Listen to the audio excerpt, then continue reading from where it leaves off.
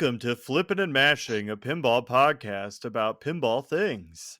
I'm your host, Ryan, and with me, Parnell. hey, Parnell. It's just Holy like shit, it's been so long I forgot that you were supposed to do that. the lake car or whatever that someone in my town has. Yeah.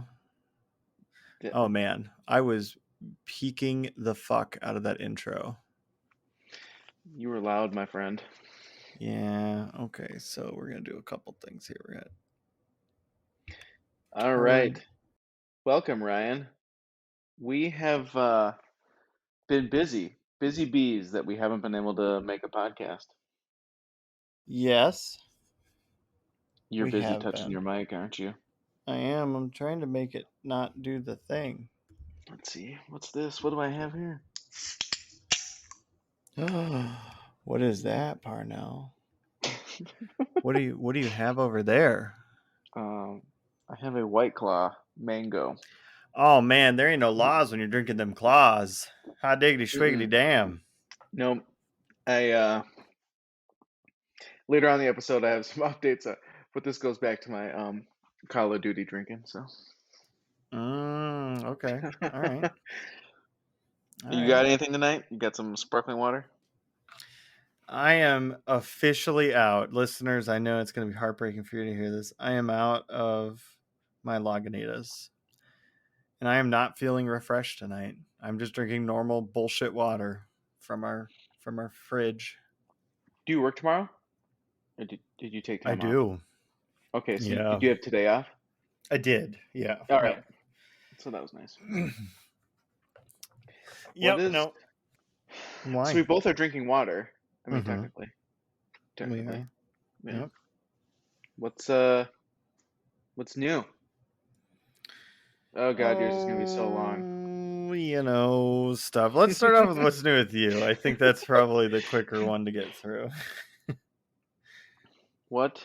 Oh, I helped my buddy Mark fix his Adam's Family and Next Gen. There's a little bit more to do, but we got them both up. Let's see. Charlie from the Pinball Basement. I bought some boards from him, and I think well, we're kind of friends, so like, I was texting you guys when I couldn't figure something out, but like, I brought one of the boards out. We swapped chips. We got Star Trek up, and then we went to Adam's Family, and I was monkeying around with that game, and I think the original boards had loose pins in the RAM chips or something because it worked, and then I swapped the board to the new board that I thought I rebuilt, and then it didn't work, and then I'd touch it, and then it'd work, and I was like, oh my gosh. So I took his Adams Family original MPU, and I have reflowed all the sockets and all the plugs, and I have an NVRAM that I'll swap into it, so that because the battery, and this might have been the cause of it the entire time. This is I just remembered. On his original board, there was a remote battery pack installed, but what I didn't know until I took it out the second time was that the red terminal solder joint to the board contacts was pretty much non-existent. It was super loose. And so I'm wondering if it wasn't getting enough consistent power from the battery pack to like keep the board up, because you have to run batteries in the board, otherwise it doesn't work unless you put the NVRAM in. So Oh, that's weird. I I've ran games with without batteries in it.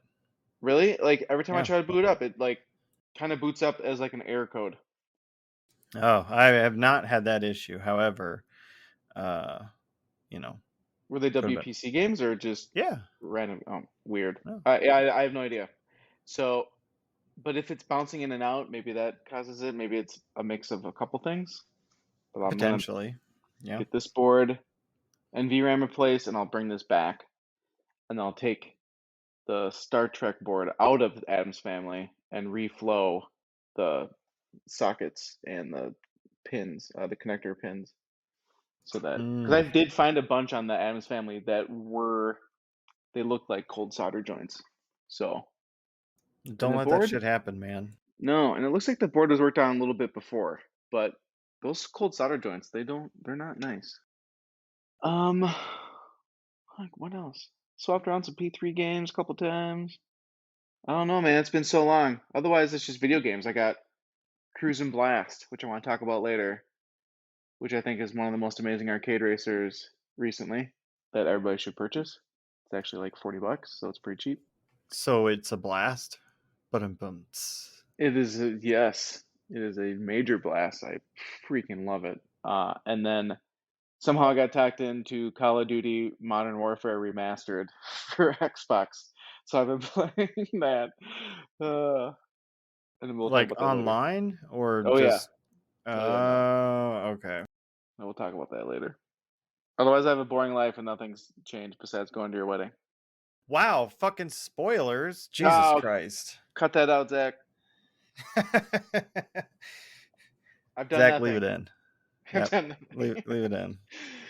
Um yeah, okay. So it sounds like maybe you're done with your Jeez, stuff. I have so much more, but it's vicariously through you. Yes, that is true. Yeah. Okay, so yeah, I've been up to a little bit, nothing crazy, I guess, right? God, actually it's been a lot. So we'll It's start been a long off. time, yeah. So you have like a ton to go over. I see your list here. It's probably longer than my list of the rest of the podcast. Yeah, yeah. I mean, we really summarized on the list here, but anyways. Uh, so first thing, 2D Con happened. Holy shit, that was a hot minute ago. However, So what is 2D Con? What is it? a 2D Con is attempting to become Minnesota's Midwest Gaming Classic. And what's that? I mean, what kind of So event that's is a this? convention that has board games, video games, new and old and retro, I guess you could say instead of old. Um, they have D&D sessions. They have board manufacturers, like board game manufacturers coming out. They were giving away a cool limited edition clear purple Ticket to Ride, Oh, like train what? set. Yep. So I Dang. got one of those. Oh, I Uh, hate you. yeah, that was pretty cool. Yeah, you didn't tell me about that, you jerk. Well, if you'd fucking come out, you'd know about this cool stuff. So there's a lot of that. They also have arcade games, both from the United States, but also a shitload of Japanese games, including a bunch of Japanese rhythm games that are like super duper awesome. And then obviously this year I kind of curated and ran the pinball side of things. So I think this year we had 25 pinball machines at 2D Con, which was pretty stellar, if I do say so myself. What was their number last year? Or I guess Seven, 2 years ago. 7? Last, seven, yeah. So this was 2019. huge. Yeah, well, that's because they had me involved. And I mean, I don't want to toot my own horn and say I'm kind of a big deal, but it's kind of where we're at. So I was able to get a lot of the hobbyists and hobby operators in the area, as well as Glenn down at the pinball place, to bring some of his stock in as well. And everyone was just able to play a bunch of really kick-ass games. We had my P3 there with Heist, and it also, for those that were lucky enough to bump into me while I was next to the P3, uh, I was, and I did quite a few times, swap out to the Cosmic Kart Racing playfield module, and people got to play Source's Apprentice before the stream on Monday at Buffalo Pinball. But I said no cinematography, video, no pictures, to make sure that things weren't just getting leaked online, and we were getting really shitty cell phone videos of the new game. Hot Wheels. Ha- Halloween. yeah, Halloween. um, so yeah, I definitely Cosmic Kart Racing wasn't in there unless I was like next to it, and someone had really like spoken to me and expressed interest about the P3. I got to meet a few amazing people out there that were some of the arcade vendors that had brought some of their candy cabs and rhythm games. They were absolutely amazing. Um, so that was pretty awesome as well. And we ended up just having a ton of fun, but we also had a pinball tournament there. Parnell, did you know that? I heard you lost. I mean, I did. I did. I guess, yes, you technically are correct. I Oh lost. boy. Yeah. Anyways, So you didn't come in last, I did but not come in last. I beat you remotely How? with my remote flippers. I logged in with the, eh, you know, the AnyConnect. Mm-hmm.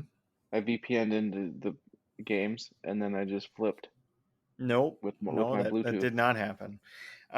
What I can say is I believe that there were 16 people that had signed up for the pinball tournament, which That's nice, to good be size. Uh, I mean, it wasn't small. It's not huge, but for the first year that they'd been running the pinball tournament, I thought that was a pretty good turnout. And we did IF. It was an IFPA sanctioned um, tournament. So what the bracket was we were split up into groups of four, and each person got to play or got to pick a game that we played. First player got 3 points, or first person got three, second two, third one, fourth zero. And we all played each one of the four machines that we got to pick for our like group. And the people with the two highest moved on. The people with the two lowest were eliminated. And so it was, I guess, a single elimination style. It ended up taking close to 5 hours because believe it or not, there were some pretty decent pinball players there at the event, excluding myself, of course. I don't quite know how what ended up happening with me happened, but there were some really great pinball players there, and a lot of them brought their A game, which is pretty awesome. But that meant that the games went for fucking ever. Um, we did actually play Heist for one of mine. I picked it, and I got my ass kicked.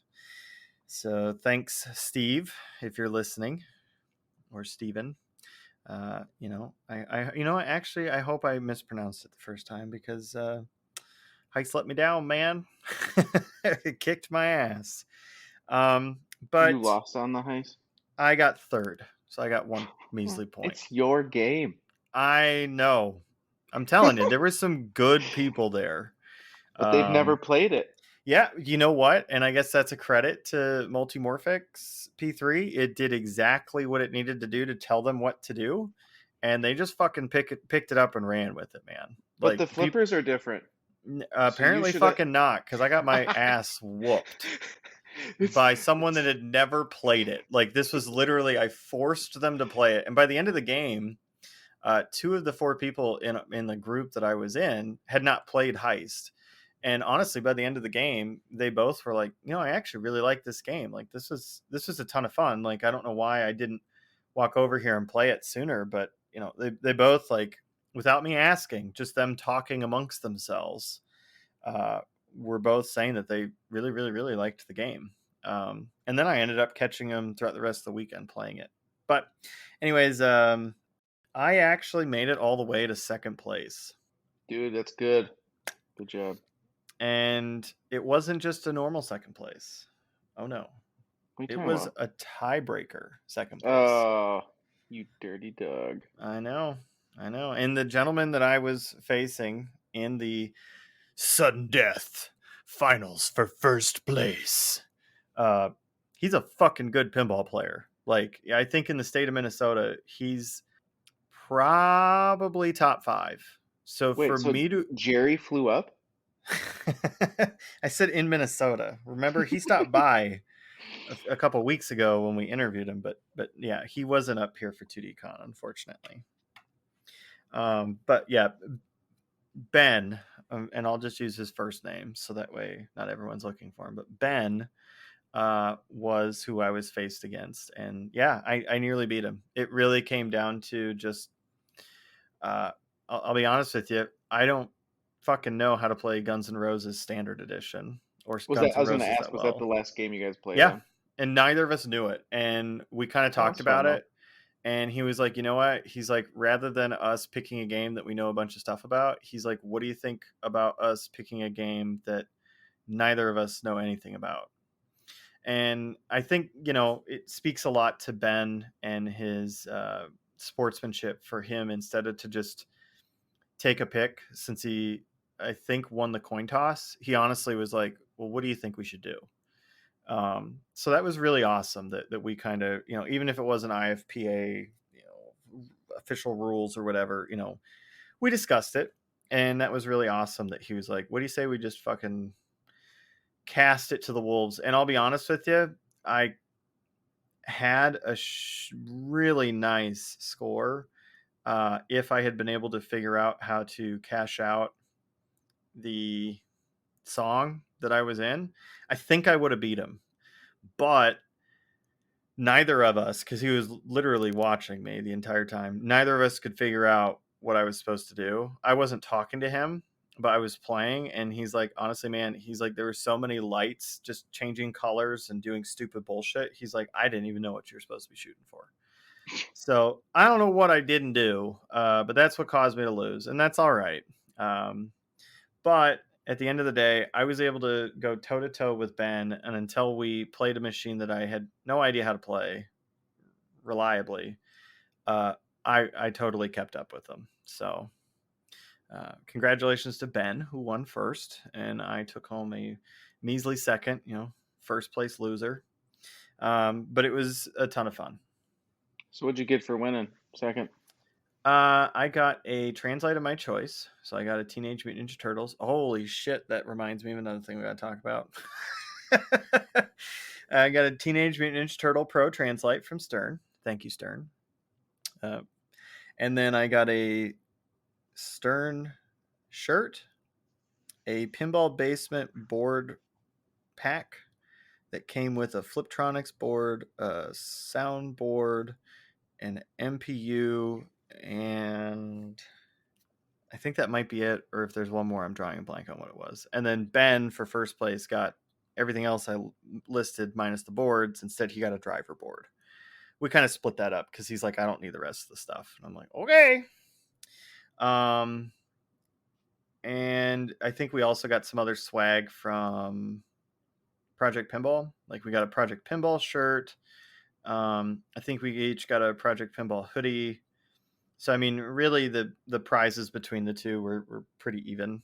Um, so I'm not going to complain about it. He technically had the better board, but meh. He did win first, so he deserves that. So now I have a matching Teenage Mutant Ninja Turtles Pro translate for my Teenage Mutant Ninja Turtles Pro playfield. Mm-hmm. Mm-hmm. If we were Charlie, that's more than enough to start a project. Good point. Yep. But so that was 2D Con. Really tired after I came home from that. I think I got there Thursday at noon, and I got home on Sunday at 9 o'clock at night. And I don't think I unloaded the games from. Well, I didn't load the games. Let me rephrase that. I unloaded the games immediately because I had returned the trailer I rented. Um, I don't think I loaded the games into my house until the following weekend. Like I just took a break. They just sat in the garage. Chelsea wanted them to sit out there and any germs potentially die on them. But also, I just really wasn't fucking feeling like moving pins. I had moved them over the course of. I had moved and set up, and then subsequently tore down. I think close to like 14 pins over the course of the weekend. So I was pretty tired, and then I was working probably 18-hour days minus the time that I did for the tournament. But I was still in the area, working on any pinball related stuff that happened, like stuck balls or anything else. So yeah, that was my time at 2D Con. Would you recommend it? Oh, I fucking love 2D Con.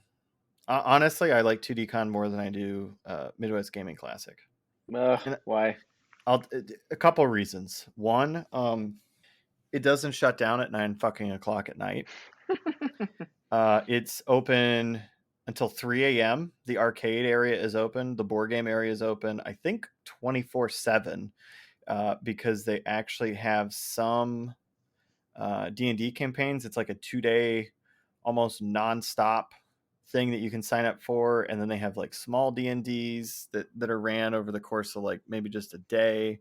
And then I can't say for sure, but I think there's even some really quick other types of games that normally take weeks that they're able to get down into like 2 days or 2.5 days. So there's a lot of that. Drunk YouTube karaoke at 10 o'clock at night on, I think, Fridays and Saturdays night. Those are great. Um, the people there are just really warm, welcoming. Things don't close down at 9 o'clock or 10 o'clock at night like they do at the new location. I really miss the Sheridan, which was the last year it was there before they moved to the big location, because that was probably the most fun I've had at a convention until I had went to 2D Con. And 2D Con's nice because it's not quite so busy. There's not as many people pushing and shoving and whatever in all the different areas. But it now is getting to the point where it's essentially just a small MGC. And I really fucking love that.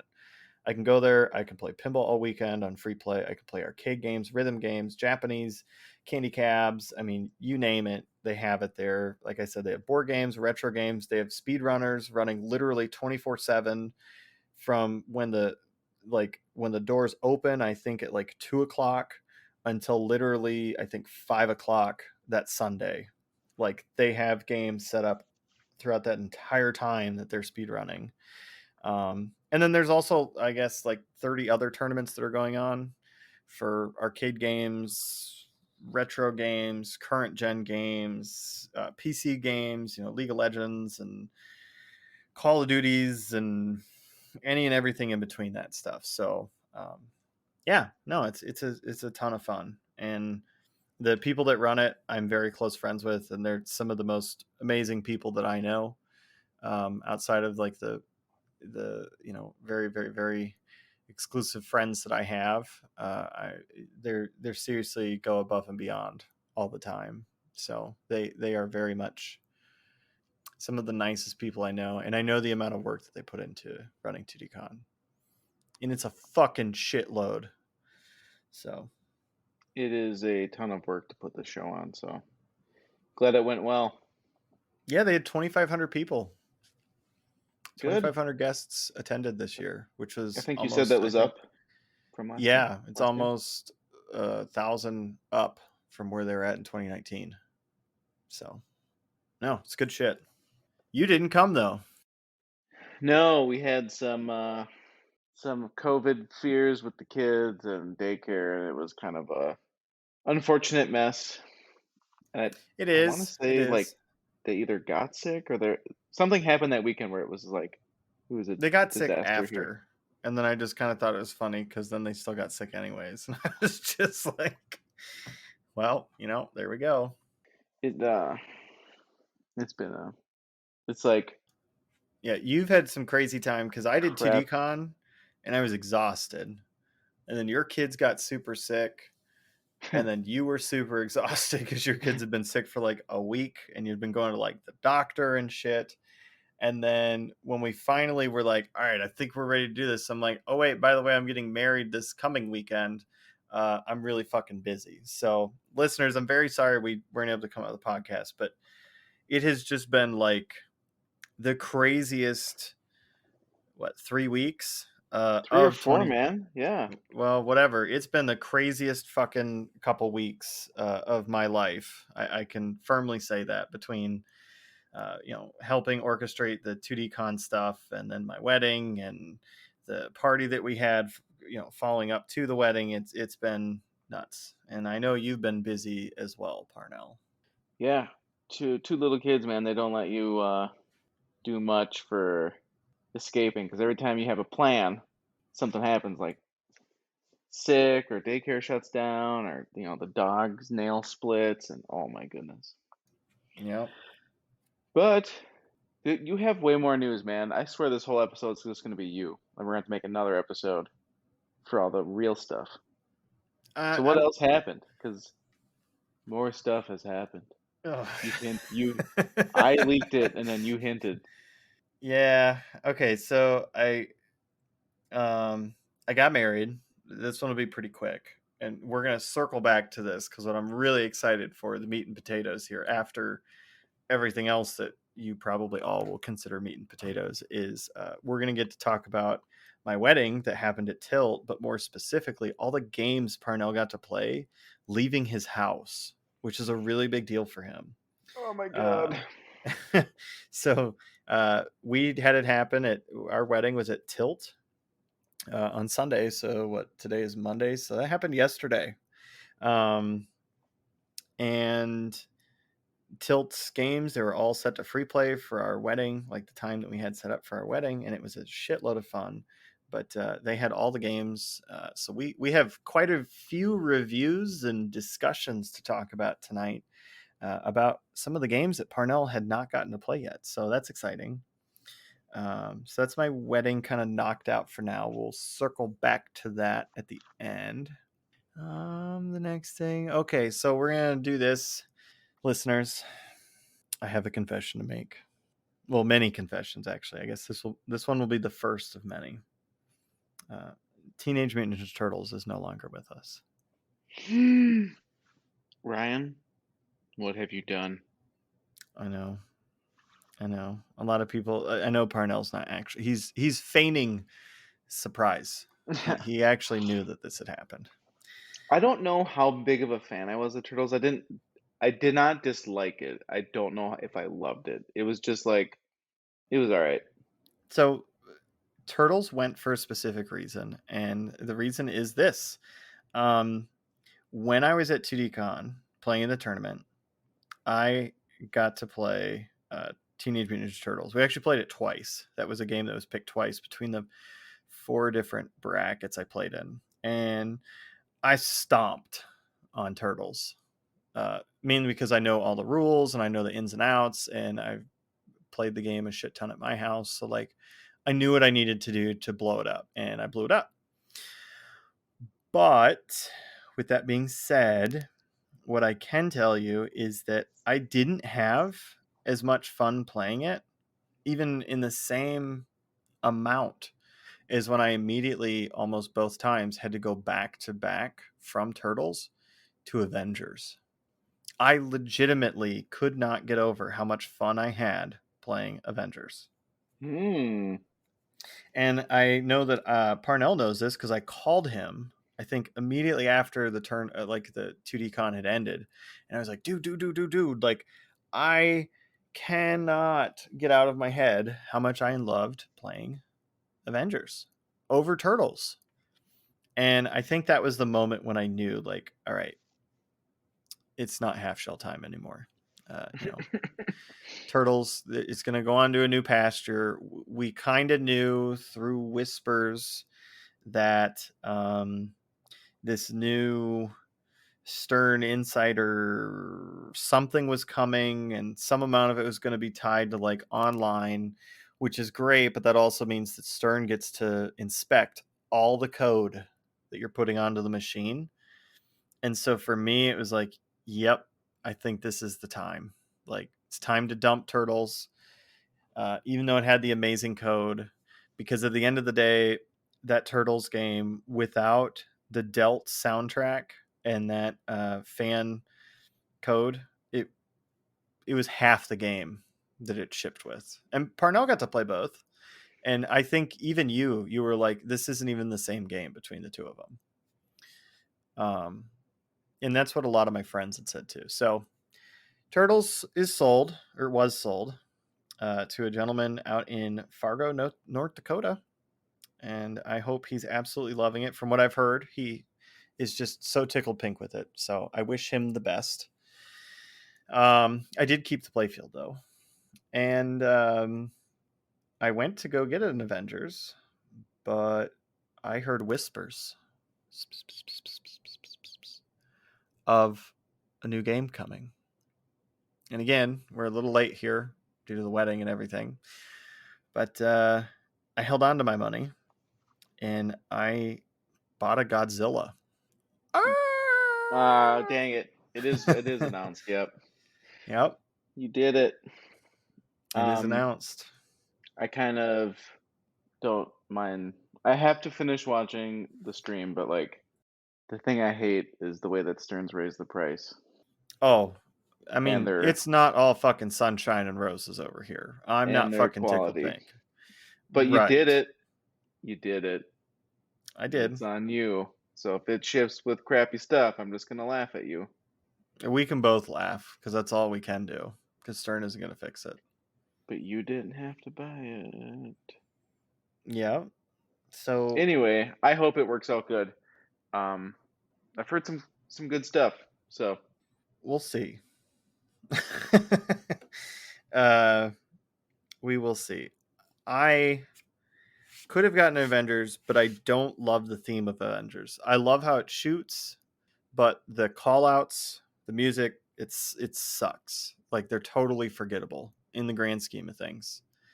Um, so for me, I can totally get behind a Godzilla theme, I think more. And knowing that Elwin was doing it, that was kind of the kicker. So I bought I bought a Godzilla Pro. I'm not getting the cool Mecha Godzilla DJ turntable or the extra you magnet. mean you mean the Led Zeppelin? Hmm? Yeah, the Led Zeppelin turntable. No, because there's a jump ramp that like Uh, spins. I sure. was yeah. It's So the same. It's I the same mech with a jump ramp. right. So It, I'm not getting the turntable. Um, I'm not getting the collapsing bridge ramp, and I'm definitely not getting the collapsing building ball lock, which is really cool. And I understand why people would be going for a premium over a pro. However, a magnet with a ramp that potentially could have more issues than it just being static. And truthfully, I like the static spinner on Avengers Pro over the uh, Captain Marvel ramp on the premium. I didn't even hit that ramp. Like it's not easy to hit. No. Whereas if it's not a ramp and it's just a shot, it flowed really well and it felt good. Oh, The good. I'll collapsing save that for building later. wire form, that's kind of like for me. Like that wasn't exciting.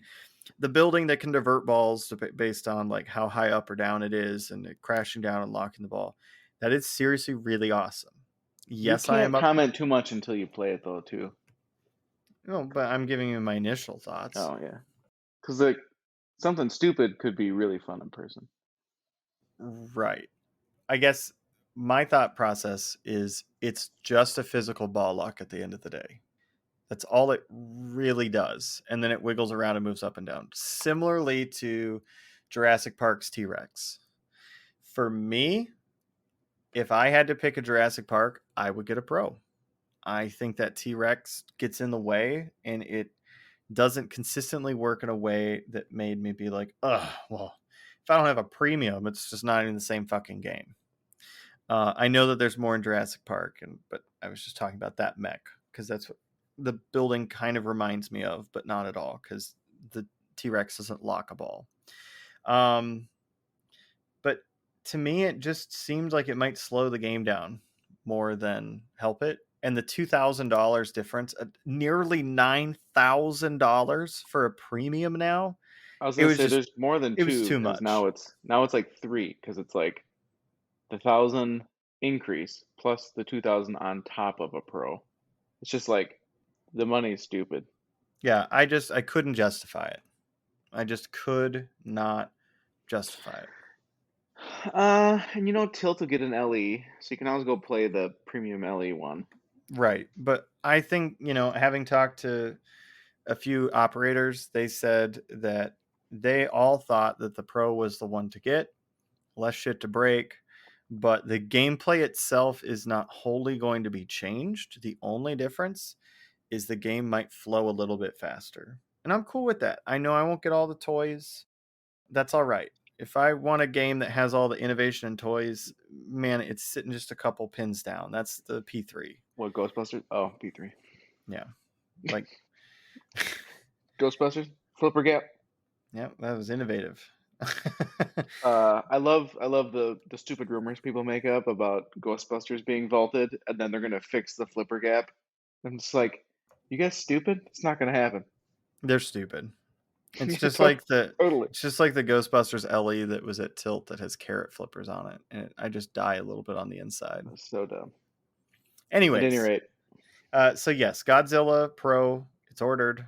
I don't know when I'm gonna get it because probably fucking 2024. By that time, I'll have a probably. new game. I'll have my Monster Bastion.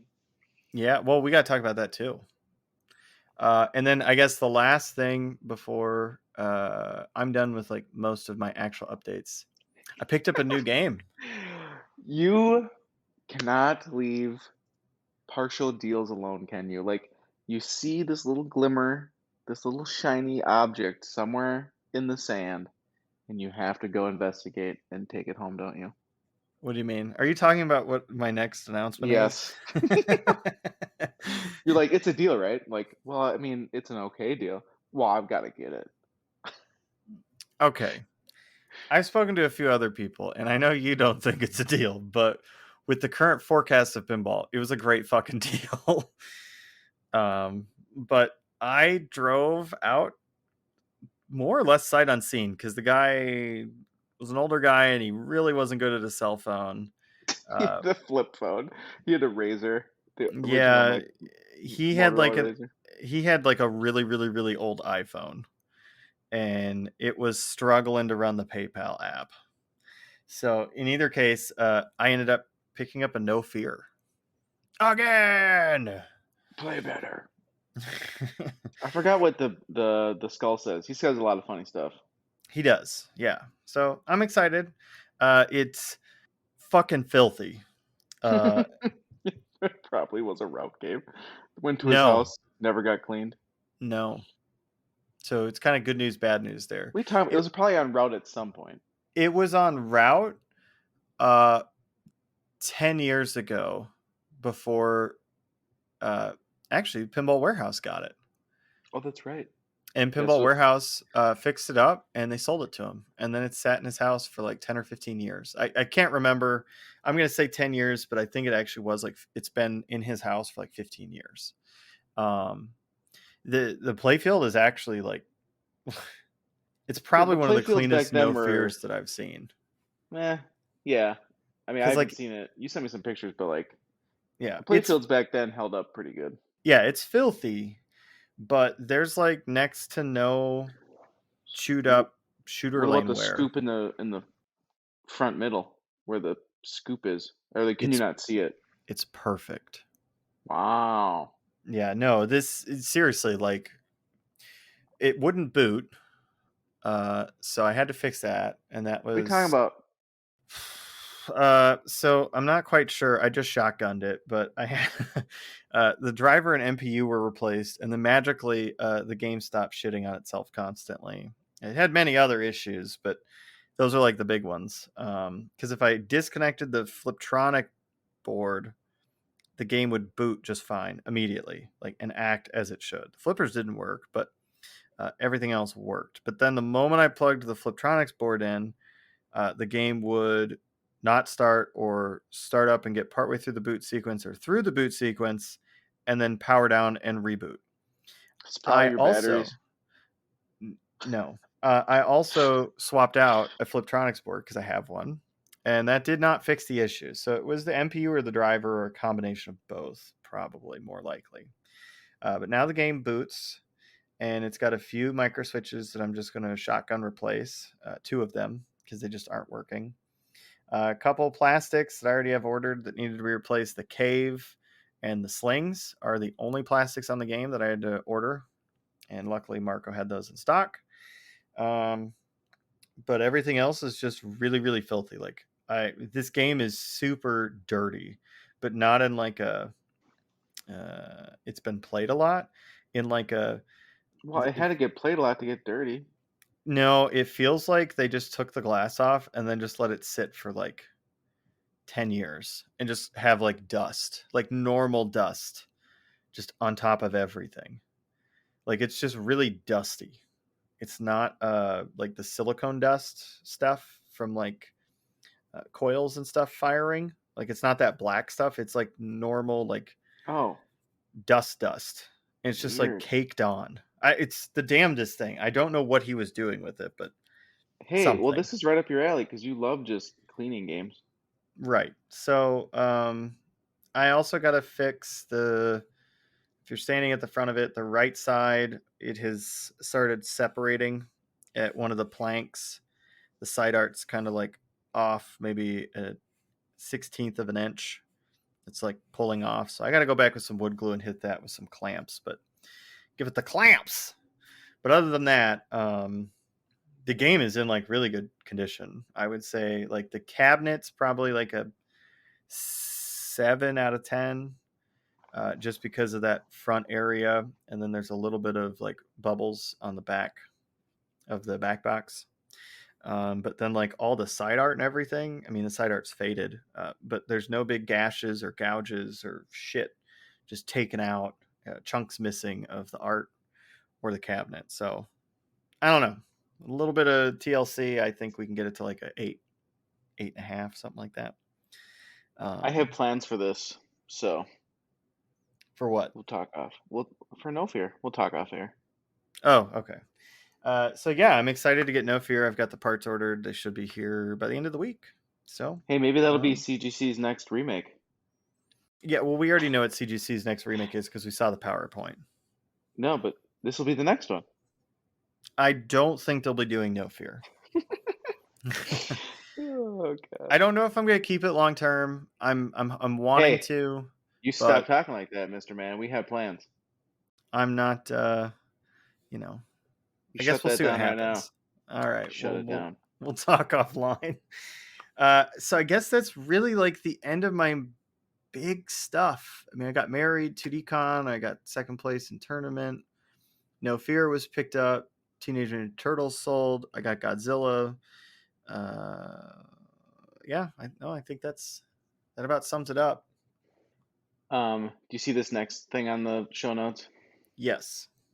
Should we do that? And do you remember which board it was? No, and yes. Uh, Well, yeah, we can do it. Yeah. No, we can.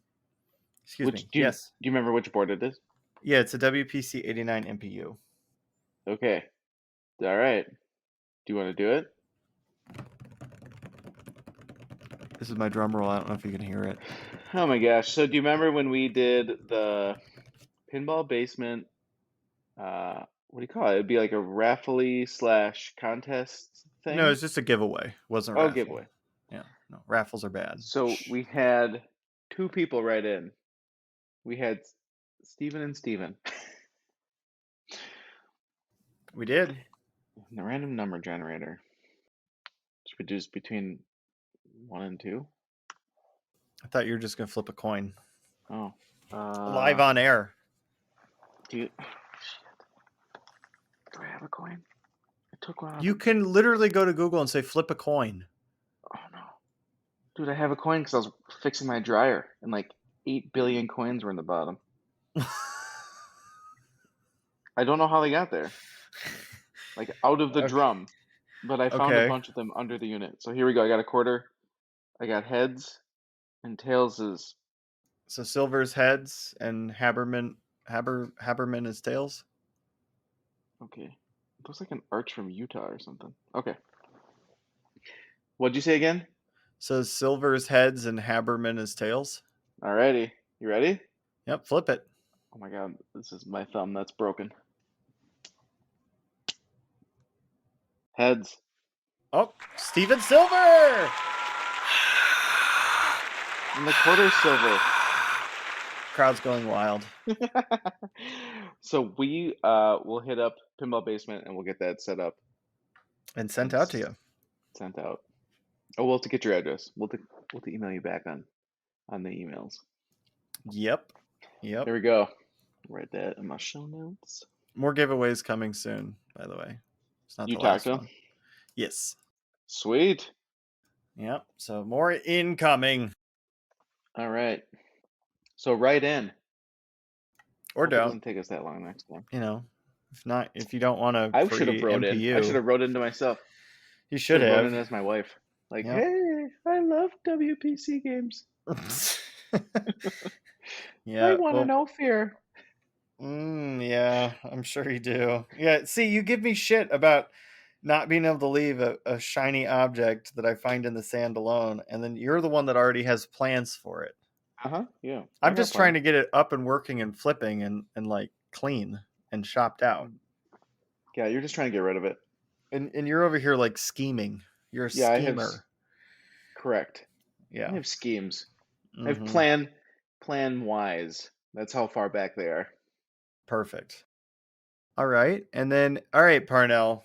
Holy shit. Here's the meat and potatoes. All This is the right. part I have been I mean, I was excited to update all of our listeners on like what we've been doing, but I've really been excited for us to talk about, uh, my God, all the games you got to play.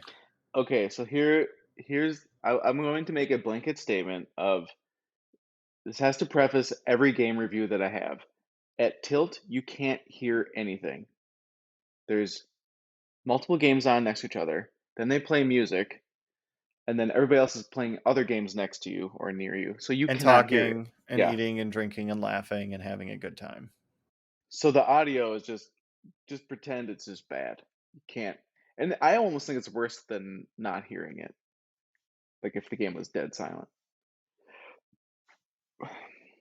Yeah, I I don't think. think that that's true because you can still hear call outs. You just can't hear the music as well. And you can Oh, only I sometimes suppose hear like loud Mando call you could. outs. Yeah, and Yeah, you like could totally hear Mando's Rick pretty and good. Morty. No, yeah, but that was kind of in its own little spot. Right. You could only hear Mr. Meeseek's call outs. Like you couldn't hear Rick's as much Yeah, or Morty's, yeah, that's but true. you could hear, I'm Mr. Meeseeks, look at me. Yep, Like you you could could. hear that over fucking anything. Even my wife was like, "God, this game is loud." I was like, "Yeah, they probably did that on purpose." Well, yeah, I mean, it is fucking Rick and Morty after all. The first game we played was Halloween. We went down the row, Oh my god. so it was I need to Halloween hear and this. Mando. Hmm. I Is it okay? Hold on. I'm going to ask you a leading question on purpose. okay. It has to be the flowiest game you've ever played, right? Because I mean, I literally read that uh, uh, some guy, I can't for the heck of me remember his name, but some guy was claiming that this was the flowiest game ever. So I need to ask you right now: is it a flow monster? No, it does not flow. It bounces around a lot, like Star Trek flows. Hmm. This game, this game does not flow. I'm gonna saddle. I'm gonna excuse me, not saddle. I'm gonna piggyback off that statement and say it's hot trash. I hated it. I I didn't get to really play a don't lot of want. games, Hmm. but I really hated Halloween. So here's one of the main problems, and they could fix it with code if they could. I don't know where the lights are. Because of those in-lane lifter elevator things, you hit different shots, the ball's gone for a while, and I mean 3 seconds, maybe more. At least Like 2 seconds. I mean, like best the pumpkin case, shot is yeah, almost 5 seconds. yep. Best case is 2 seconds. Realistically, we're talking 3 to 5 seconds. Yeah, and then without any warning, it doesn't tell you where it's coming. It just dribbles out one of the in lanes. Yep. Like, The in lane, the bottom lights on the in lanes that Sterns normally have lights go out on really quickly because all the vibrations there. Those like flash, but they aren't very bright. But that's it. It like flashes 2 or 3 times, and then you just see the ball rolling down the in lane, but like super slow. On Halloween, the right flashes, the left side never flashes, or it didn't at Tilt. Well, and that could be an issue with coding or something. I don't know. So that's what I mean. Like, that's a horrible job at telling you where the ball's coming from. Yep. And But then the I couldn't layout. even. I could. I couldn't even figure out how to get to the upper playfield. And when I knelt down and looked up the playfield under the upper playfield, I found a shot that is literally not labeled. It's like to the left of the pumpkin, to the right of the drops that you can barely see. Like Yes. you can't see Yep. half the You're right. drops. And there's a, I Half the think there's an, shots. You can see the drops. you can't see all the drops, you see half of them. There's something in the way. Mm. And the insert or the knife that's for the shot that go up to that first upper playfield is completely covered. Completely covered. And once if you hit it by accident, that's how I figured this out. I hit it by accident, or my wife did. The ball's up there. You don't even know where you have no idea. The ball's just there, and you're like, oh crap, and you flip, and it's drained. So yeah, I The upper playfield, I couldn't even get to the top playfield. Now I only got to play. I'll give them this. I was only able to play 2 games on it back to back because yeah, we played it about was two. it was my wedding, and weirdly a whole bunch of people wanted to talk to me and take pictures and literally anything else besides let me just sit there and play a game a whole bunch. But I feel in the 2 games I was able to get a good idea of the shots because I was able to hit most of them. I was able to see how the ball interacted with everything, and I was super not impressed. It felt like Rob Zombie 2.0. Um, I heard so I listened to the Eclectic Gamers podcast this morning. They went over the game. They, if you wanted to hear what they talk about, because they did not play the game yet, but from their, I guess there was a recent stream of the game from someone, and they both kind of had kind of thoughts on how the game plays, and a lot of it was also the screen animations were kind of Oh, I mean the not, assets are fucking garbage. Like let's be yeah. really clear here. The art, So I'm sure somebody worked hard on the art. I'm not trying to discredit that. But when I buy Halloween, I'm not looking for comic book colorized artistic styles of the theme. I especially when I buy Halloween. That I mean, there Spooky's games aren't cheap. I'm expecting there to be fucking movie clips. I mean, there's movie clips in Mandalorian. I didn't really look at the screen, so I can't comment really on that, but they had said that there's like when the lightning goes off, it goes through the entire house. Like the filming or the video work just wasn't on par with what you would expect, No, along with the gameplay being a little eh. And half of so, the shots go to that subway or that elevator system, oh, and that elevator system is not fucking flowy. I get you have an orbit. The orbit's kind of weird. It reminded me of if you shoot the right orbit, the return feels a lot like Willy Wonka. And if you like that style of orbit, hey, that's awesome. I fucking hate that kind of orbit. I don't Um, remember. because if How, you shoot left orbit and it comes, or the right orbit and it comes around to the left, that ball, it didn't, but it looked like it could really easily just be a straight down the center kind of oh, drain. it's just so fast that it comes too far to the middle. Yeah, it's too far to the Yeah. middle as opposed to I was really hoping that it would be a shot that would be more easily repeatable. And in the one that we played, it did not feel that way. And Hmm. yeah, the when you shoot the pumpkin shot, the fucking pumpkin flashes, but the ball still ends up coming out. Like it flashes just like it would if the scoop was about to vomit it back out at you, but it Correct. doesn't. Nope, it comes out the lower right, I'm pretty sure. And those LEDs, guys, real talk, those LED that they stuck on to the end because they were like, "Fuck, we don't have enough stuff. We got to innovate somewhere." Those LEDs suck. I was super not impressed with Which ones? the eBay ones that they just stuck on the outside and didn't even bother You're diffusing or not like. you're talking about the ones that are stuck to the edge of the upper playfields. Yes, I'm sorry, Yeah, there the you go. eBay ones. Context, buddy. Yep, the edge LEDs on the upper playfields were not impressive, and if I don't anything, know. felt like they were blinding me. Like Yeah. I was struggling to see the game more than they were like helping light the game up. I'm surprised they just didn't put like a V cover on them, so like it would just diffuse slash point them down, like point Right. most of the light down. That would have made sense. Sure. But yeah, they didn't do that. So I really hated Halloween. Um, it definitely, I think the Eclectic Gamer said there's as of the other day there was 14 for sale on Pinside. It Yeah, and that's this not 14 pre-sales. Let's clarify that. That's yeah, 14 built games that people have gotten and they're already selling. this goes to prove this you should play a game before you buy it. Yep, he's right. If you are not a bajillionaire and you don't have cash just ready, to just poop out, you definitely can wait to play the game. Someone's always going to sell it. So you should wait to play the game before you buy it. Totally agree. Normally. Especially when it's something like from a smaller, like, I don't know, whatever.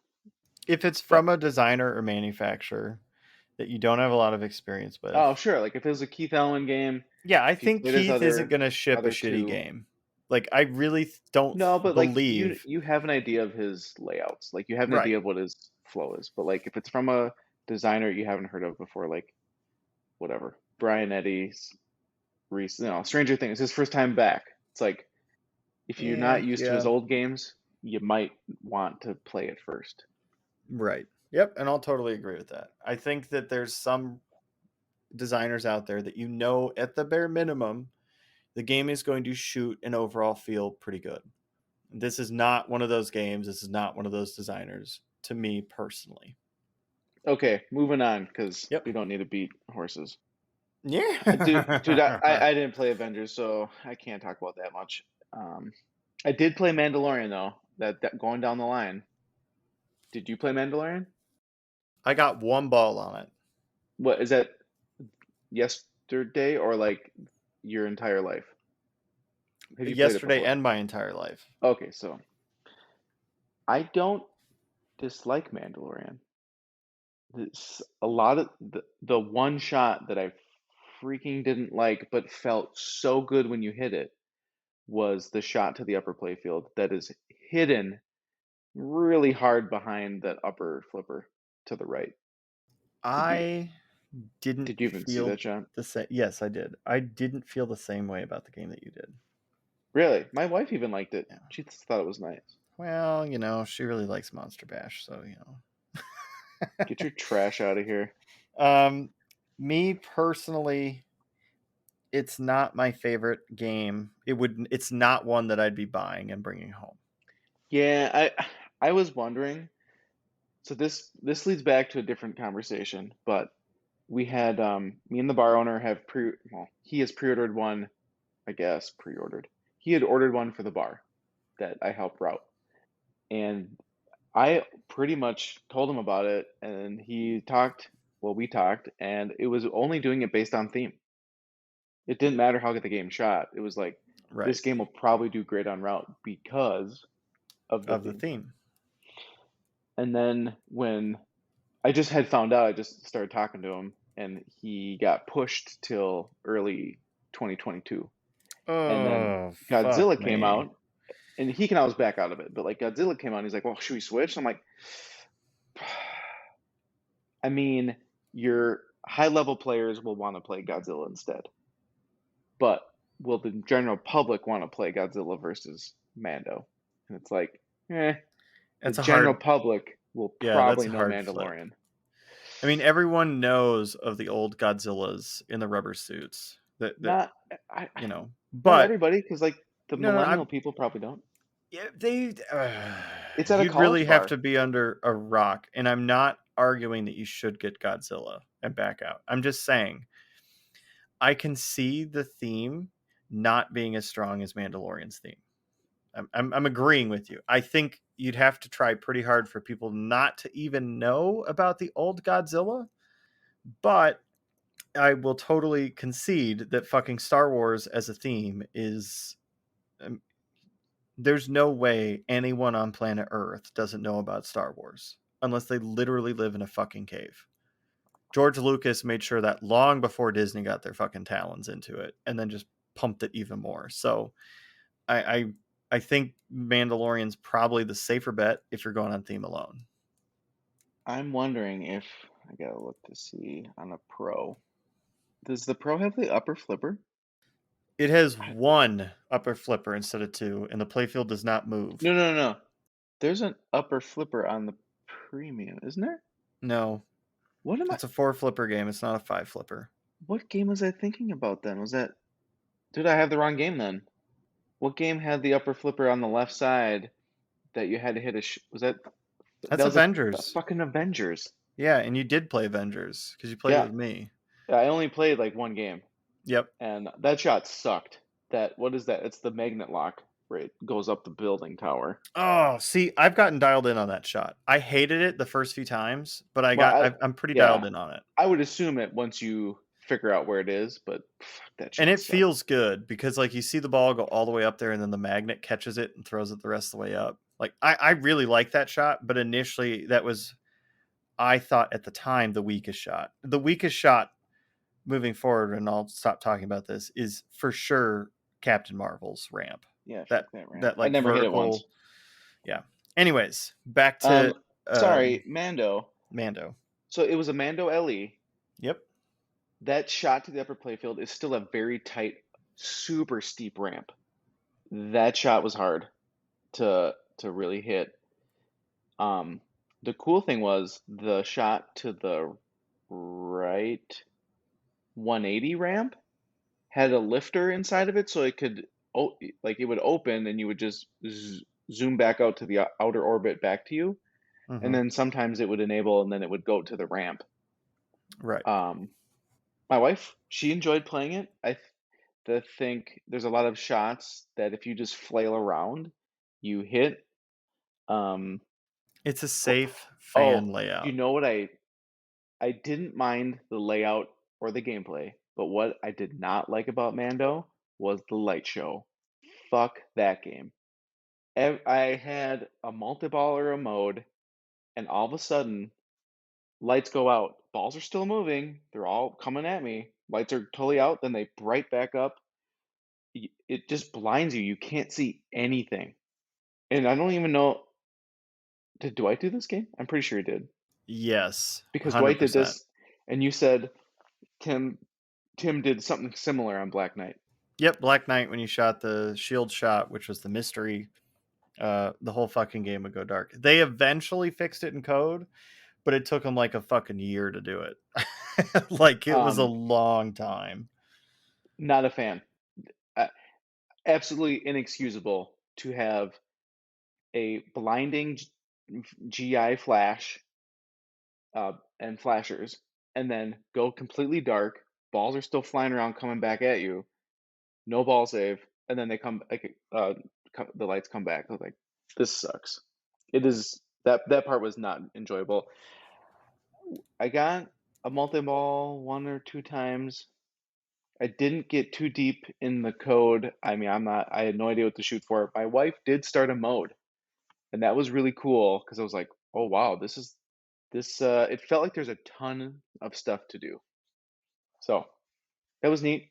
Yoda doesn't really do much for the game, so well, whatever.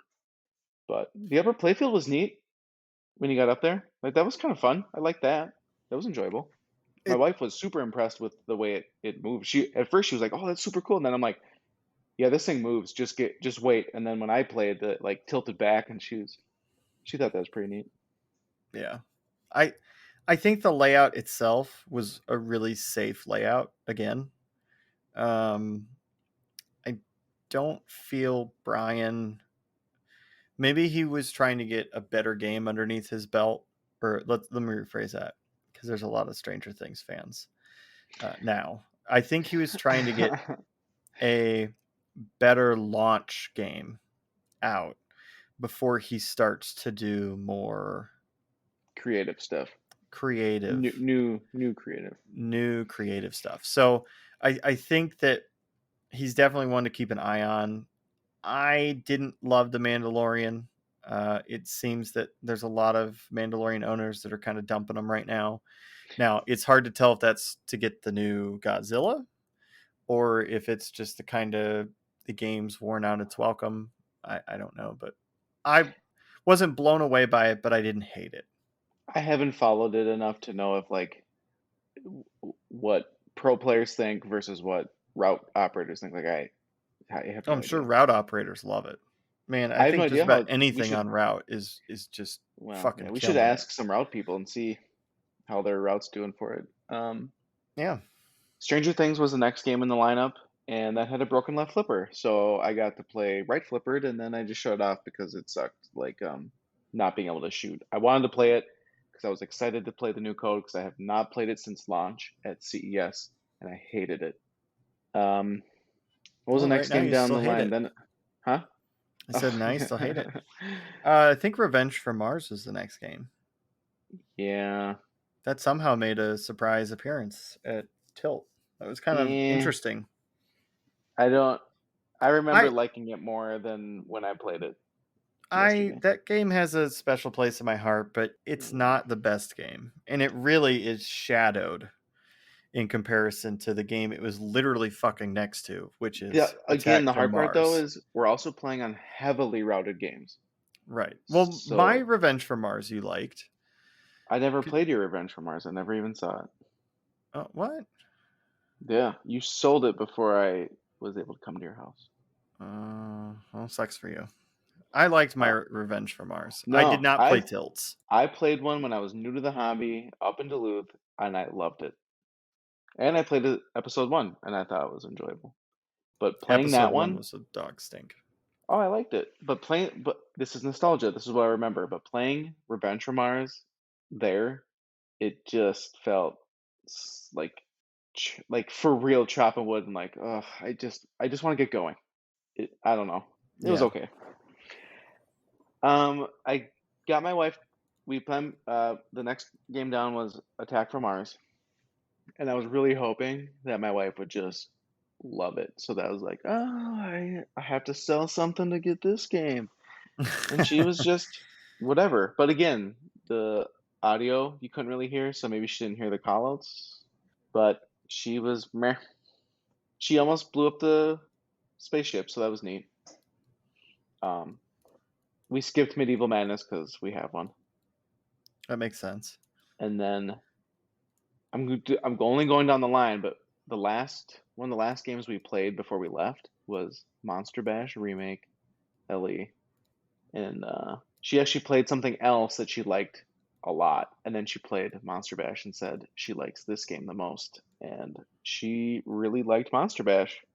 What did We she like played. a lot, real quick? She enjoyed all the different characters and the color changing GI. Oh, the other game? Of yeah. Oh, Monster Bash. The other game she liked was Jersey Jack's Pirates of the Caribbean.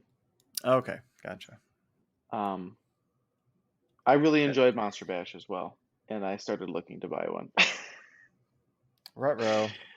Um, I did validate that there's a classic special edition and a limited, and I would be fine with this special edition or limited. So that is on the list. Got We'll to get see that what color happens. changing GI. Yes, correct. That was one of the main selling points. And I have it on the medieval, and I actually really like it too. So Perfect. I played Radical. That's a fun, very, very hard game. It is hard, but it is probably now my favorite System 11 game. Yeah, it's super unique. It's just there's fucking ramps all over the place. Yep, there's Lots of four combo-y flippers, things. four Yeah, flippers, lots of ramps. It's got a magnet. I mean, like there's a lot of crap in it. yeah, it's got a diverter on the ramp. Like there's some cool shit on there. I really like that game. So then we played, well, the next row, Walking Dead. I did not like it as much as I thought I was gonna like it again. Yeah, I have I can't tell, like the flippers felt weird, so I don't know if it was just like heavily routed and just didn't feel as good or what. I have But a I have a Walking Dead Pro down in my basement, and I've had some more like one-on-one time with it, like yeah, with all the other pins off, just playing that one, really getting a feel for it, and I fucking hate those left drop targets that you have to knock Oh, down to start a yeah. mode. Because that bottom drop target is It's fucking dangerous. impossible. No, I mean, they're Oh, dangerous for sure, but that bottom one's like nearly impossible to nail. hmm. So, yeah, that I, game's kind of, it's a really good game. I understand why a lot of people love it. When you start blowing it up and stacking stuff, it feels so rewarding.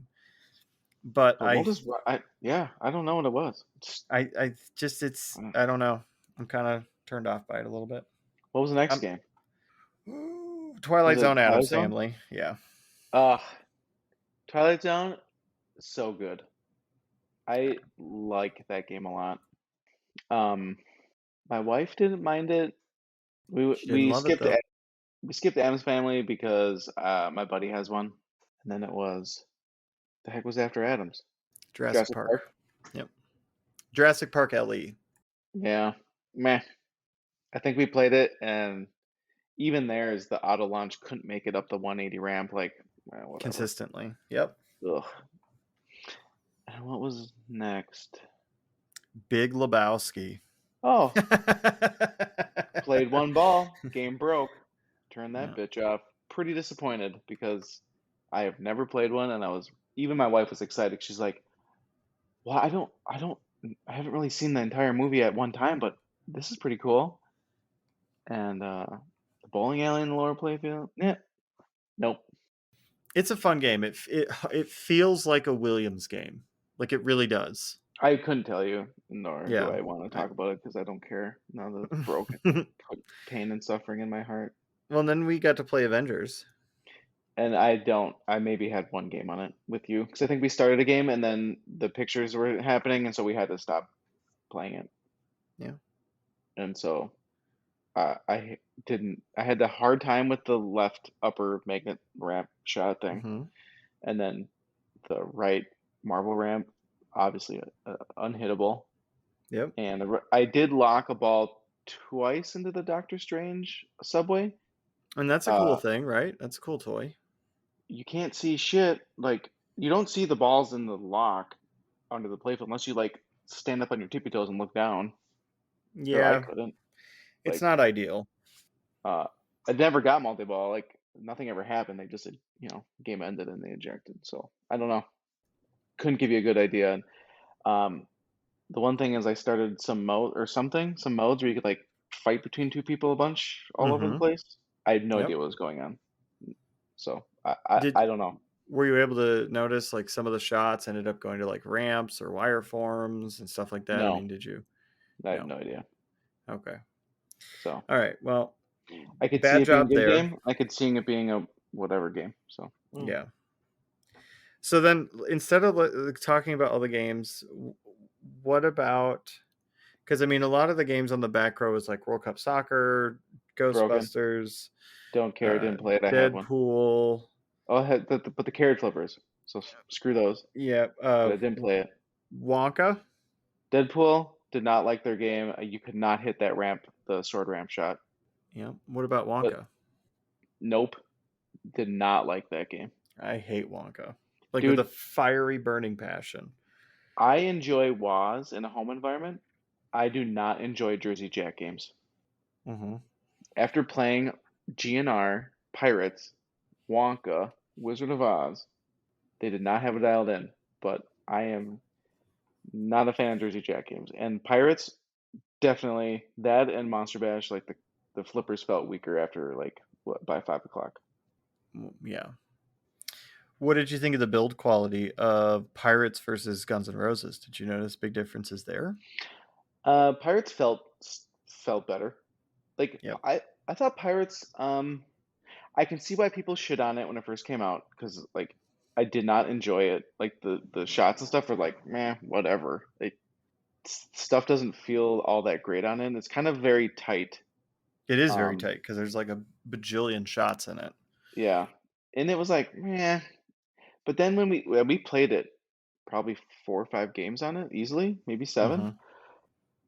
I started kind of being like, well, I could see this in a home environment being more fun because you're not paying and you can hear and you can play a bunch and get the rules. Like I never was able to shoot a ball from the one ship to the other.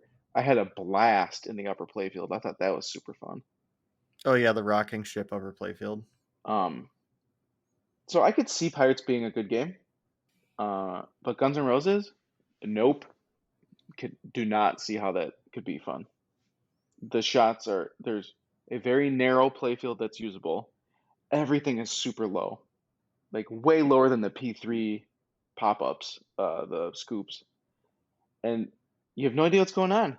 It's so much light all over the place. You have no idea what to do. Yep. And yeah, you had a hard time hearing. My wife got a song going, which was a multi-ball, and that was fun because like it had a pretty good ball saver on it for that. So Mm-hmm. we could barely hear it, but like she got it going, and that was all right. But like since there's barely any room to make shots, it's so hard to like get the balls up to where you need to like play pinball. Ah, I can ugh, I can see why people are dumping them, and I, Well, I that don't and know. for the build quality. Yeah, I don't know. I no Okay. thanks. Okay. Well, you got to play some Uh, good pins and get some good experience on the games, though, right? And that's important. yeah, Wonka, I did lock it into the turny thing where it opens up and like it The turns in that gobstopper. hole. Yeah, no, I mean nothing happened, but like Yeah, you got to lock yeah, 3 balls there. just did not. For some reason, like I don't know what it is, but it just didn't. I feel like you should be Wonka, able to I think. play a game and be satisfied with some of the shots, Hmm. and they just none of Jersey Jack's games feel satisfying. Like they must make up for it in other ways. I think Pirates is an exception to that, but Wonka I really hate. Wizard of Oz I do really like, but god damn is that fucking game hard. For location, I mean I'm Wizard of sure it makes Oz, a ton of money. Yeah. Like Wizard of Oz is that's a a home great game. game, Yeah, but I would not no. I'm sure operators love it because you plunge the ball and it's just 3 times you plunge the ball and it drains. you gotta get Toto. You gotta rescue the. Yeah, that's also really, really, really, really fucking hard. I did I mean, it. Toto's easier I, than There's No Place Like Home. That's the oh, okay. harder one to get. I did Toto on route though. That was fun because I even Yep. told Nikki, like my wife, like the ball drained out the right side, and I was like, oh my god, I got it, and it ejected up, and I said, I just have this one shot, and then I get the ball back, and she's like, oh really? And I'm like, and I did it. It was like being Roger Sharp saving pinball. I hit the Mm-hmm. one shot, game came back. I was like, I'm a king. All right, Roger, calm down. But yeah, it's I don't know, man. I I think Wizard of Oz and Pirates are definitely their best games. no, you said Dialed In was one of their best games. I think as a standard bodied game, Dialed In is my favorite.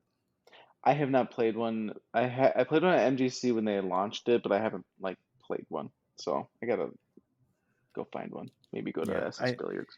I think Dialed In's my favorite standard body, and my wide body. I think I'd well not. I think I know it's Pirates over Wizard of Oz, but Okay, Pirates so on is just too Pirates, fucking expensive. that left ship, that's bullshit. That's not like another playfield.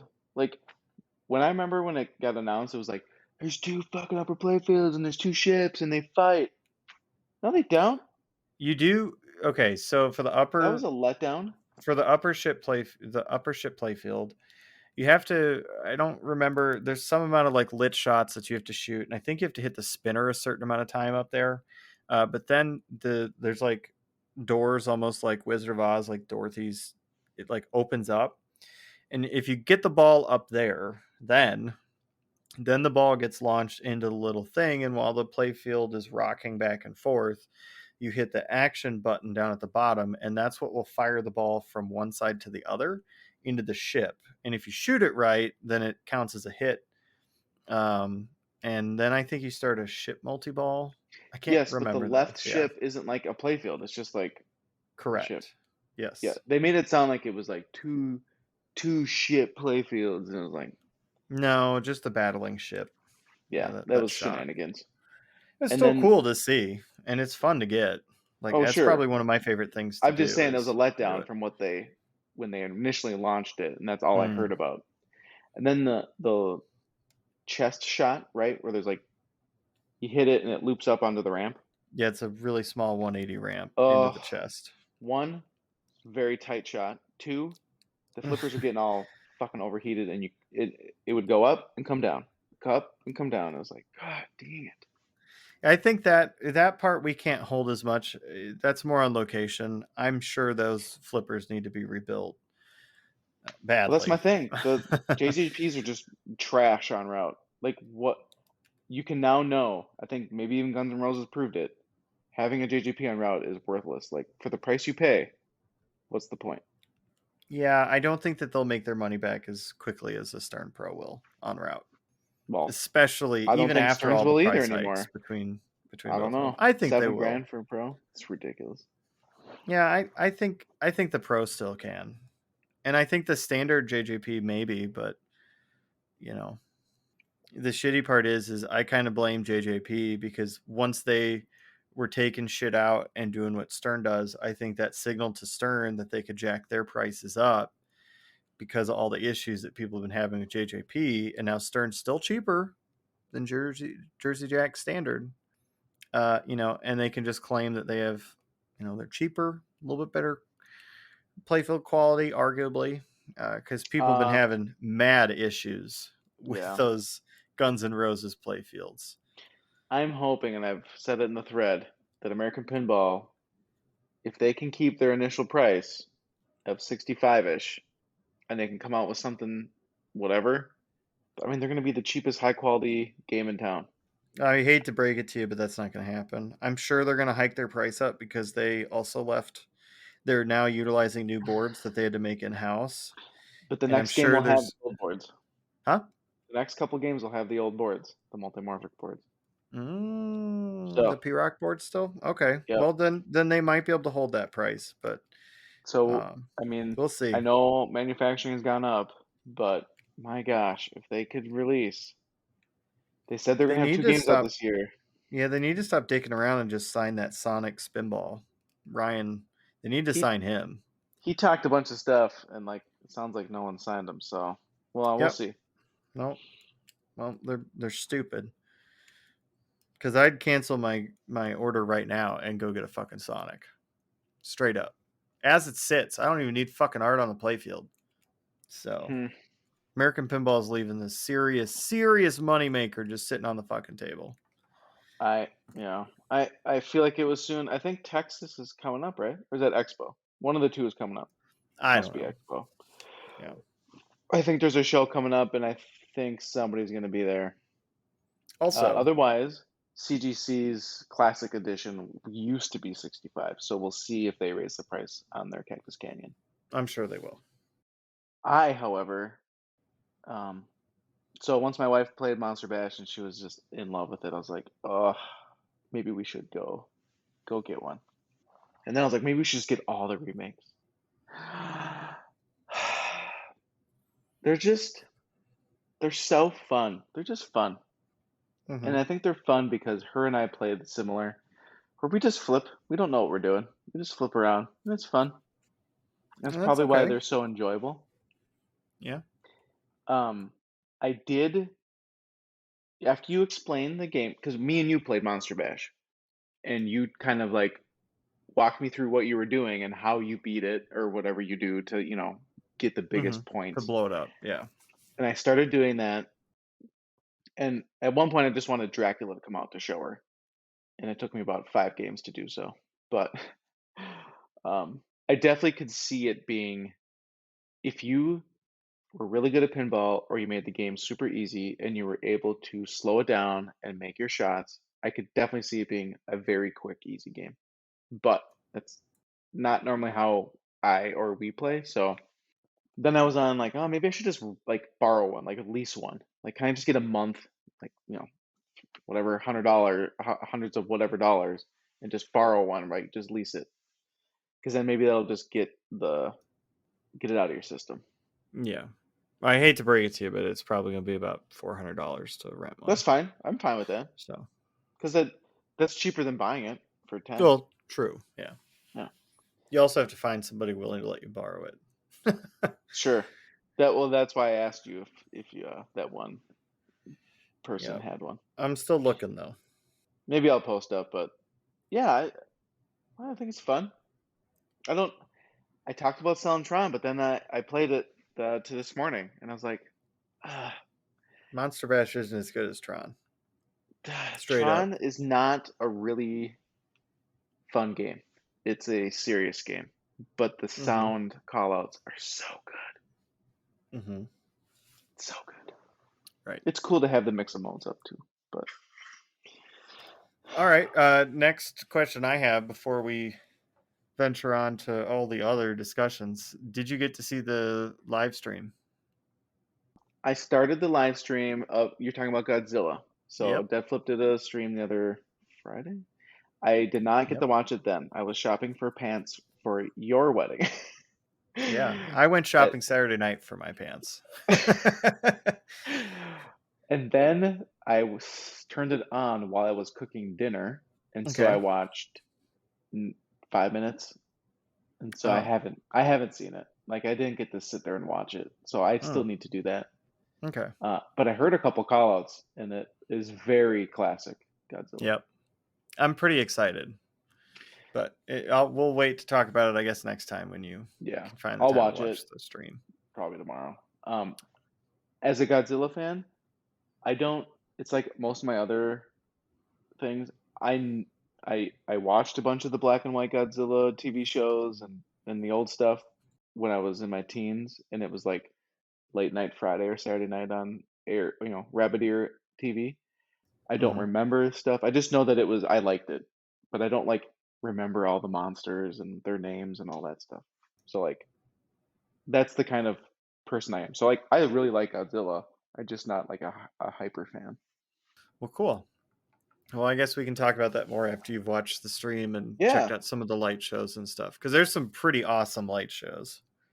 I'm excited to see the Newton ball magnet thing because I think that's a really I, I'm surprised it took this long to come out with that a mech like that. So Mm-hmm. and it's cool that's on all the models. Yep. It's the one toy that pros get. Yeah,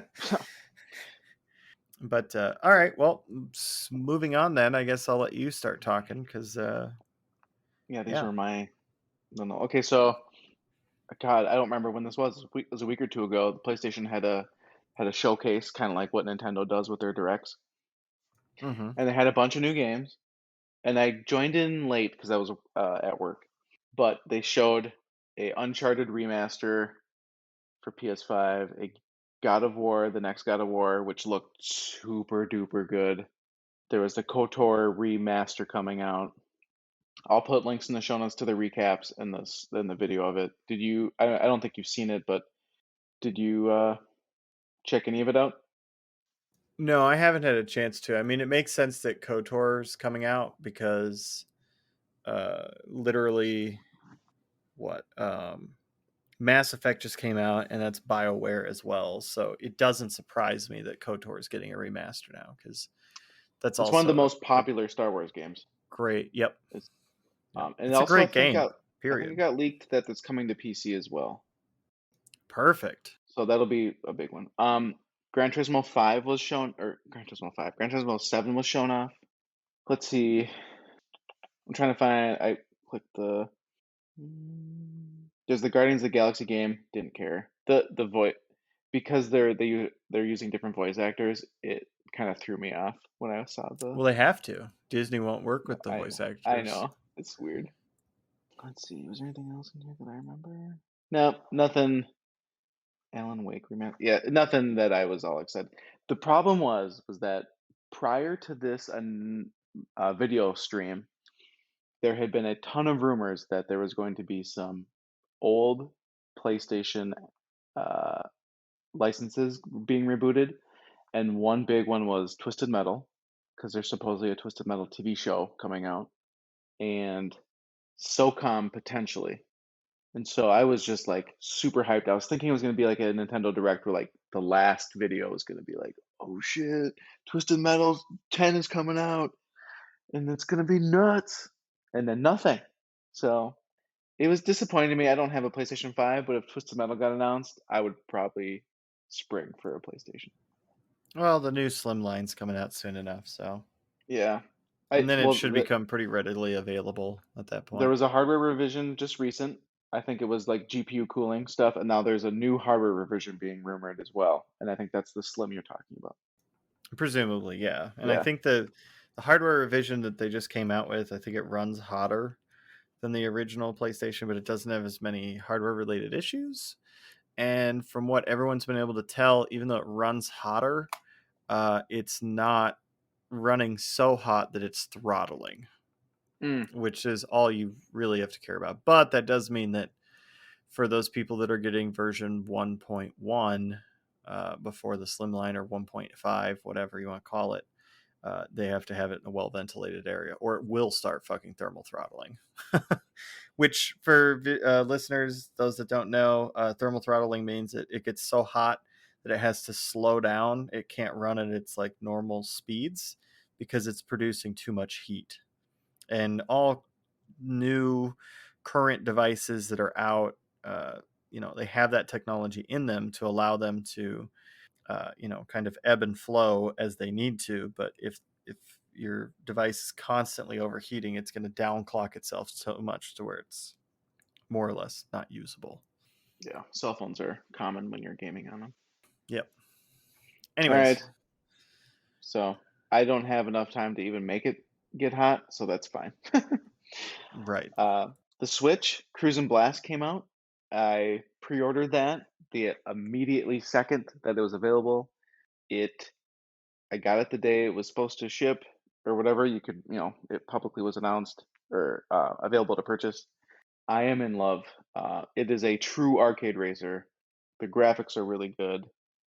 The tracks were a little bit changed versus the arcade, but if you didn't play the arcade, you would have no idea.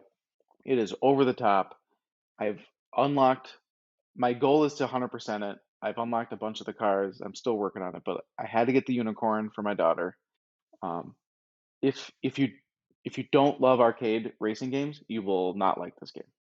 You need to like arcade racing.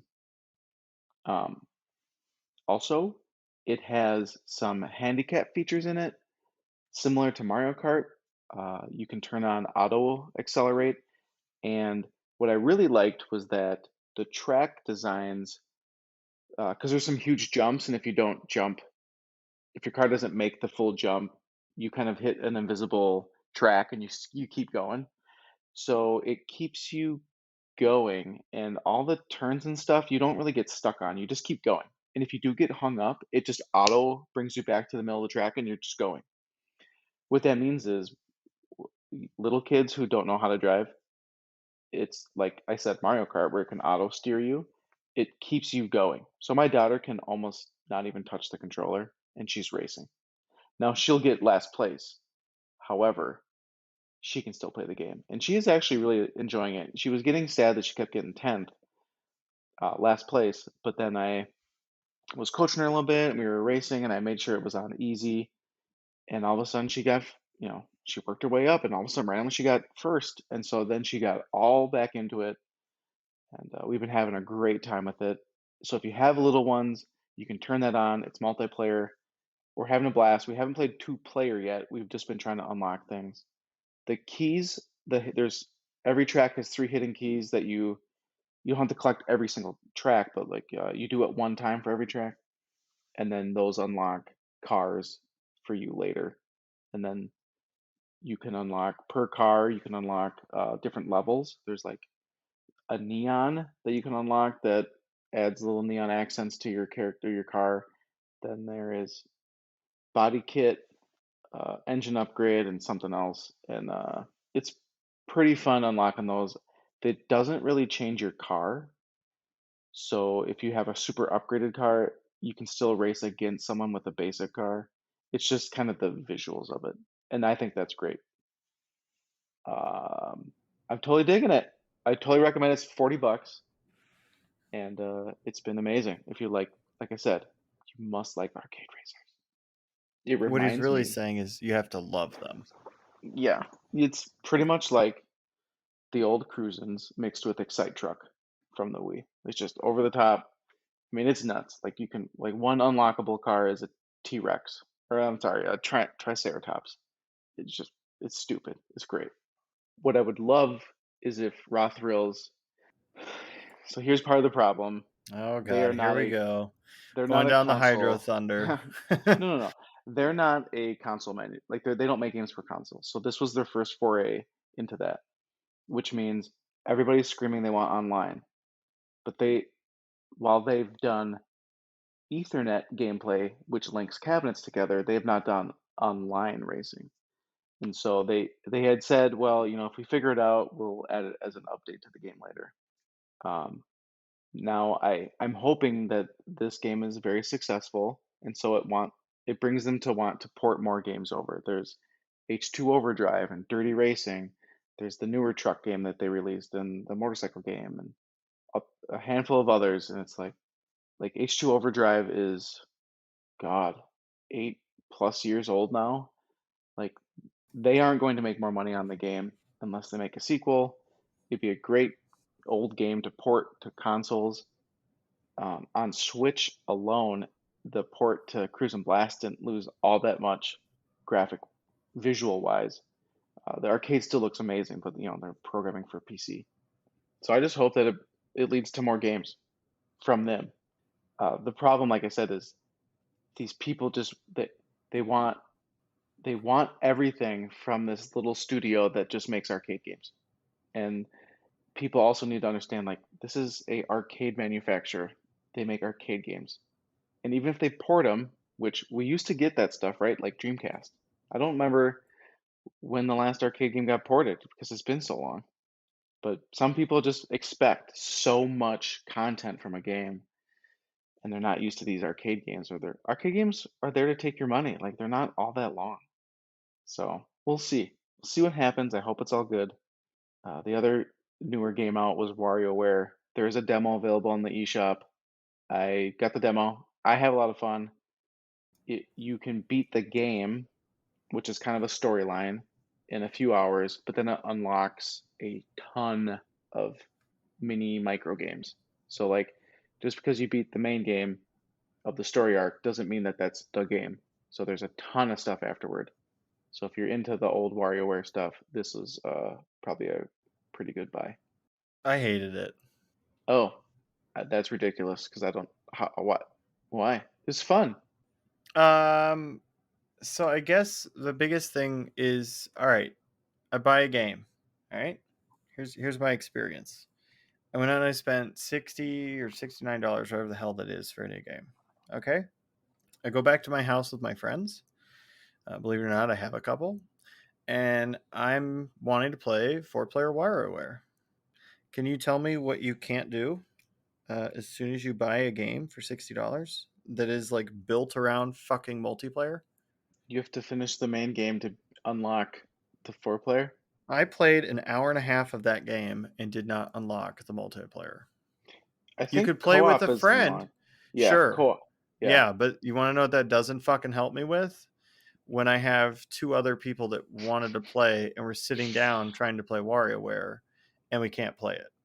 maybe you should have I looked it up beforehand.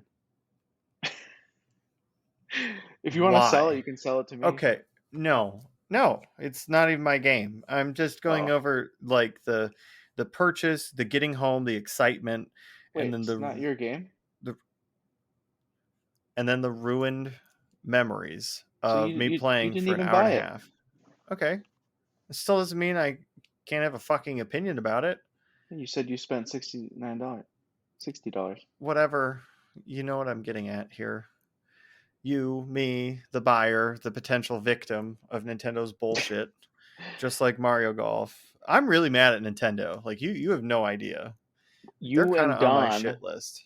you and Don from Gaming on 10 can go hate Nintendo together. They need to just I stop fucking around. That's like selling fucking Mario Party and you get it home and you can't play fucking Mario Party with three of your friends. Like that's unacceptable. Did you look it up as well? Like, did you Google it quick? Why? Okay, I'm just curious. I have Parnell, no idea. I'm just asking. I love you and I'm trying not to snap at you right now. But if it was a game that wasn't a fucking multiplayer game, that's like the whole point of it. I could see that comment and I would have to concede. But it's literally Mario Party without the board. And the closest comparison I have is Mario Party. And if I bought Mario Party and I couldn't go home and immediately play with 3 other friends to try to ruin our friendship because that's what Mario Party does, then what's the fucking point of buying the game?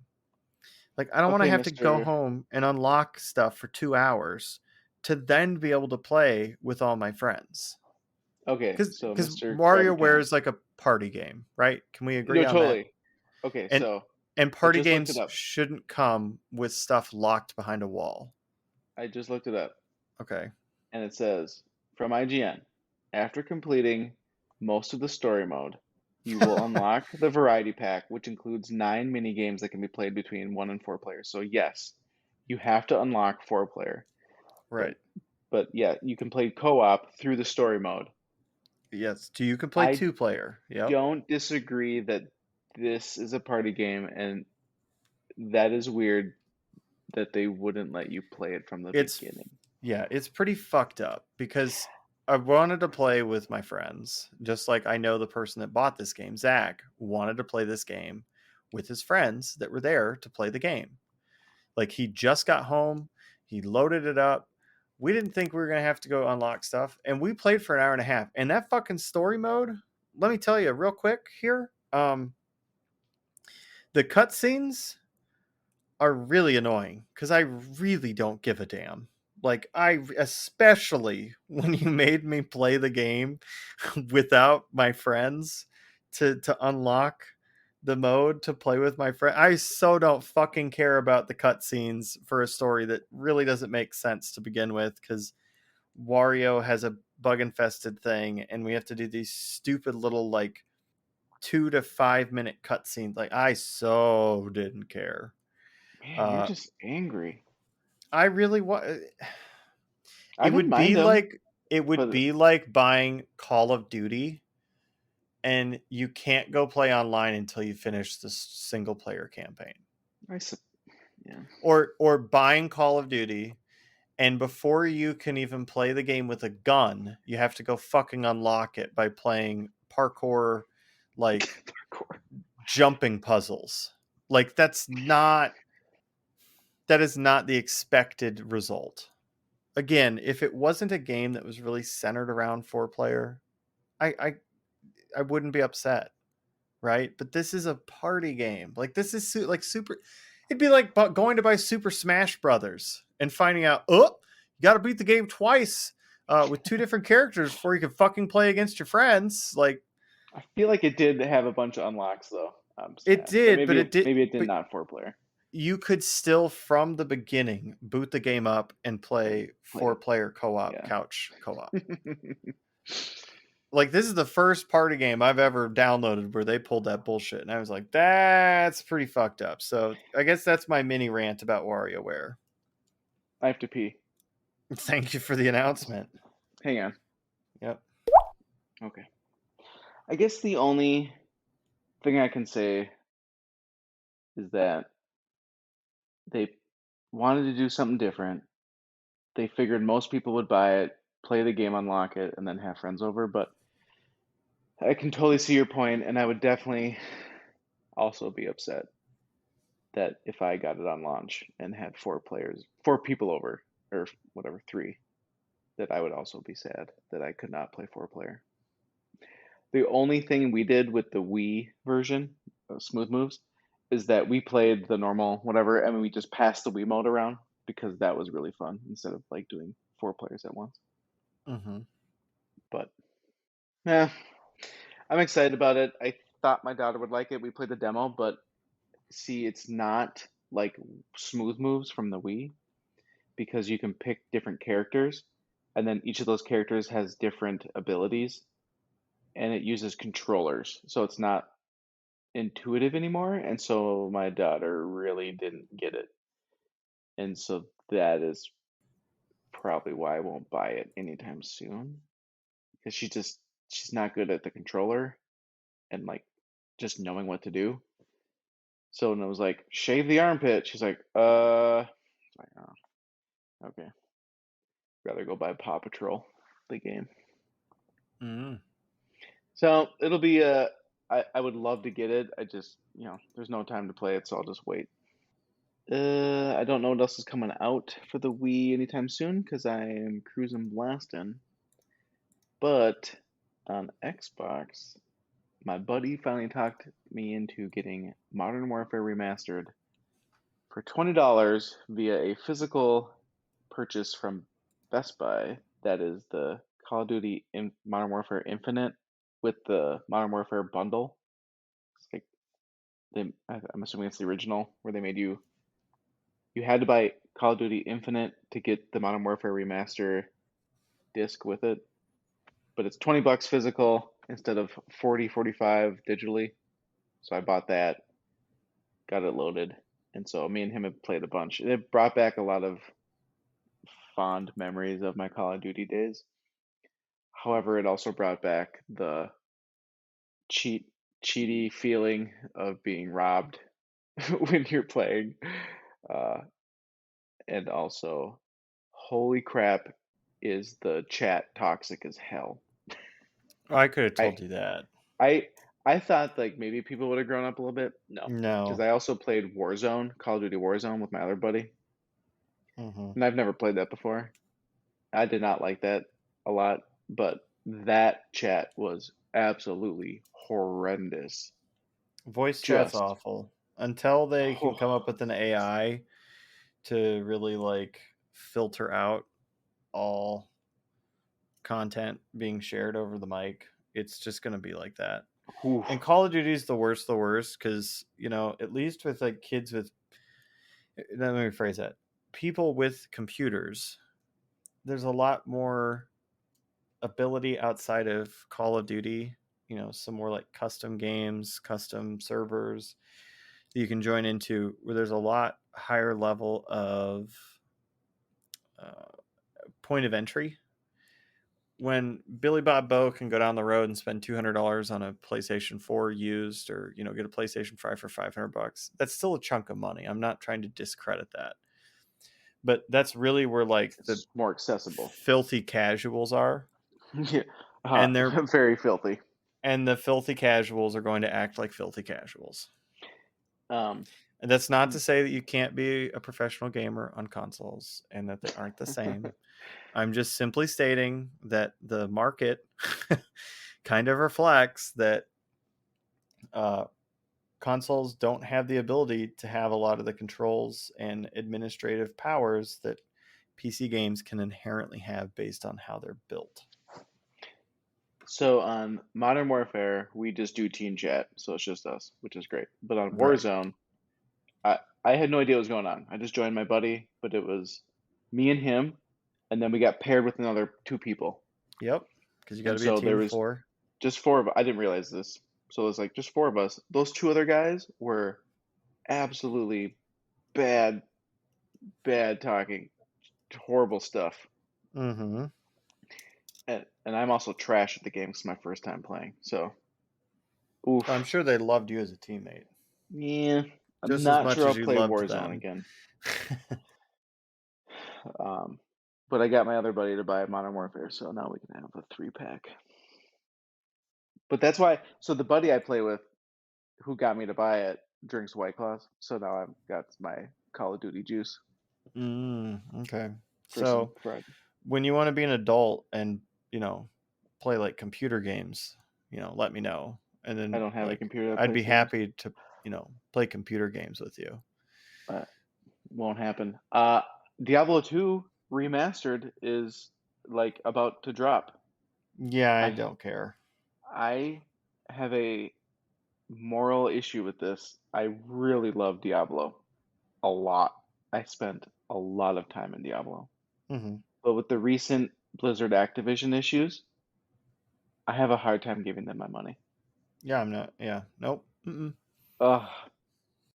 And I guess I also don't have the time to just like dedicate to Diablo again, but like, ugh, I love Diablo. Yeah, I don't really like Diablo 2. or Diablo or those games just in Oh, really? general. Dang. Yeah, no, I really don't. I would love to buy a Warcraft 2 remastered. I Yuck. still want to buy Warcraft 3, and I will buy Diablo 2 remaster. I will not buy them, at least until they can get some of this social stuff figured out, because that's just not right.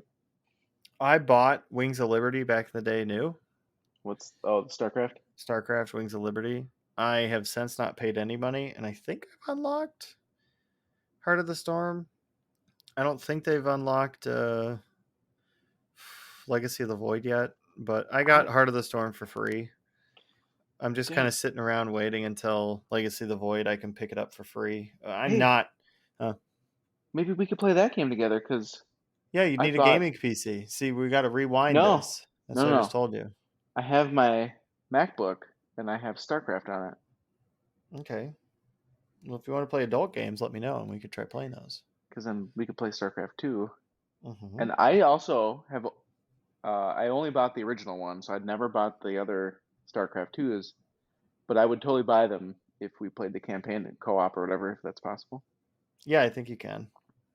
I'd be down for that because Okay, I'll I do love that. I love some of that StarCraft. Yeah, I just need a StarCraft. mouse and stuff. See, everybody was playing Diablo and Warcraft. I was StarCraft, hardcore Oh, StarCraft. oh yeah. So, Just I don't play on my BattleNet. childhood game was StarCraft, not Diablo 2, not Warcraft 2 or Big 3 game or. hunters, baby. But Big in game either hunters, case, all the gold. yeah, All use map right, settings were great. So, we're moving almost on. done. We have a couple little things to talk about. Yep, This is total doesn't matter anymore. But CoinTaker leaked the Godzilla a week or two ago. They I sent an did. email out. It had Godzilla in the thing, and then they sent more emails out to cover it up. But they leaked it. It was already rumored. I thought that was amusing. Uh, I sent you guys a screenshot. Yeah, I got it. Deeproot. I thought it was super funny. Oh yeah, Deeproot went to shit. Deep No one knows Root's what's deep going fuck. on. Yeah, No, we know exactly what's going on. The they're done. SEC, FEC, they're fucking stepping in like Ponzi scheme Yep. confirmed. So they're done. I'm sorry to anybody that pre-ordered. This is I got fucked on a game. I get what it feels like. It's not fun. It doesn't feel good, and it sucks when you had a manufacturer that we thought had a chance to like enter the market and come in with some cool new games, and they were completely fake. That is a huge letdown to the entire industry. Even if you didn't like Deeproot, competition's better, and now we have one less. So I'm hoping someone maybe picks up some stuff, but I feel bad for all the employees. Also, fuck Robert. What a just total fucking cod piece. Yeah. Yep. I mean, who was it? Steve Bowden? Didn't he work for them? I'm not sure. No. There were some good people that worked there, and I'm not mad at everyone at Deeproot because a lot of these people were trying to follow the same thing that you just said. They wanted to get their foot in the door. You know, I hate to say it, but pinball is a pretty old man hobby. And I mean that literally. I don't purposely mean to be ageist, but for you to be a designer these days, I mean, if we look at how many designers are under the age of what, 50, you can count them on like half a hand. Like, I mean, most of the guys that are designing and making pinball machines right now are older guys. And that's not inherently a problem, but that means that the ways that they've been doing games up to this point is going to be more of the continuation of and a continuation of what they've been doing. And I'm really hopeful that as time moves on, there are more opportunities for people to be able to get into the hobby that is very hard to get into in the first place. As far as like trying to make a living. Yeah. It is Steve Bowden. Yep. Um, yeah. Anyways, moving on. We don't want to Does, get too does deep this into help the my weeds with joke with the Deeproot. Canadian Deeproot company? Oh, Laugh Factory or whatever the fuck it is. Yeah. Yeah, Haven't heard man. shit from them either. Yeah, they went quiet too. God, get I out of hope here. nobody fell for that. Ugh. Well, at least they didn't take money yet that I know of. I'm sure they did. I'm sure somebody contacted them. They're like, "Oh my god, yes!" And we haven't heard anything from them. But All right. moving on. So CGC announced Cactus Canyon, Yep. but there's The no information beyond that. And there's Well, we know that the code's being messed with. yes. We know that the topper is interactive, and it sounds like the the apron might be interactive now Oh, really? Yeah. on the LE or the whatever the Oh, top dog is. okay. Yeah. So we know that the topper's interactive. We know that there might be something going on in the apron. We know it's going to be RGB. They're touching the code, and I think they're updating some of the art assets. Oh, we also, I think they rumored that the mechs might be updated too. Oh yes, yep. Yep. That's the other thing, and the mechs. So I don't know. I I think CCR could be pretty awesome. yes, I've never played one in person. I've heard mixed things. I've heard some people say that it's a very fun game, and if the code was complete, it could be the best Williams game. Then I've heard people say this game is a piece of shit, and even with new code, it plays like shit. And so, Yeah, but I mean, people say that shit about Medieval Madness. correct. I don't know what to believe. I need to play one. I was very excited, and then it took them a long time to even announce this, and so I kind of not lost interest, but like I'm not in the position to be buying games unless I sell something. So, yeah, I'm assuming the LEs will sell out, of course, and then go for stupid money. I'm just really happy to know that Medieval Madness remakes are getting redone in 2023, Yep, and all these people fucking paying 13,000 for Medieval Madness like LEs. Sorry, not sorry. Like I get the market dictated it, but the people that are paying that, that really we sucks don't for know. you. We don't know what they're gonna sell them at though, You're right, because but by then maybe the uh, market will tank, maybe it'll stay up, and they'll raise the I don't price. Who knows? I don't think that the market's going to tank. We also Pinball don't as an know industry what would Cactus have to tank. Canyon will sell for. We don't. It could go up. And I bet it Yeah. would not surprise me if they Ugh, raise prices and because that'll suck. Stern's at 7 now for a pro, and Cactus Canyon is Mm-hmm. way more packed than a pro. So I could easily see them Mm-hmm. coming up and saying, "Oh well, see, because Cactus Canyon has more mechs, than a fucking pro that just has a magnet in it to catch the ball." Yeah, no, our We're a new thousand game, dollars more. yeah, we're $1,000 more because of COVID. Yeah. Well, we'll see. Yeah, So the original classics were at 65, and I could see them selling for 75.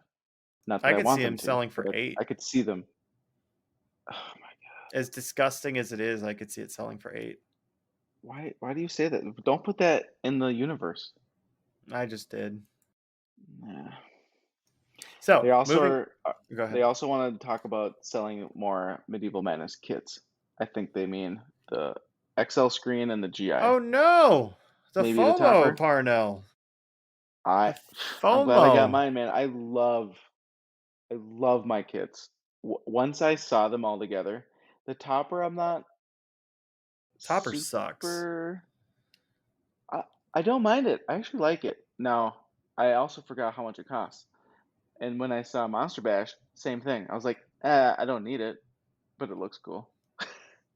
Yeah, But but compared to other toppers out no, there, it's nope, doesn't matter. What I mean is, looking at the game, the topper's cool, but for the price, not worth it. yeah. However, if it was the only thing available, I guess I'd have to have it. Now, if I do look for a Monster Bash, I would most likely try to find a special edition because I don't think the topper's worth it, but I do love the screen and the GI, Hmm. but I Okay. can't find one for sale. So, So themes you think MM will drop the new license? Oh, multimorphic. Oh my God. This is the sweet, sweet secret stuff that we have for this podcast.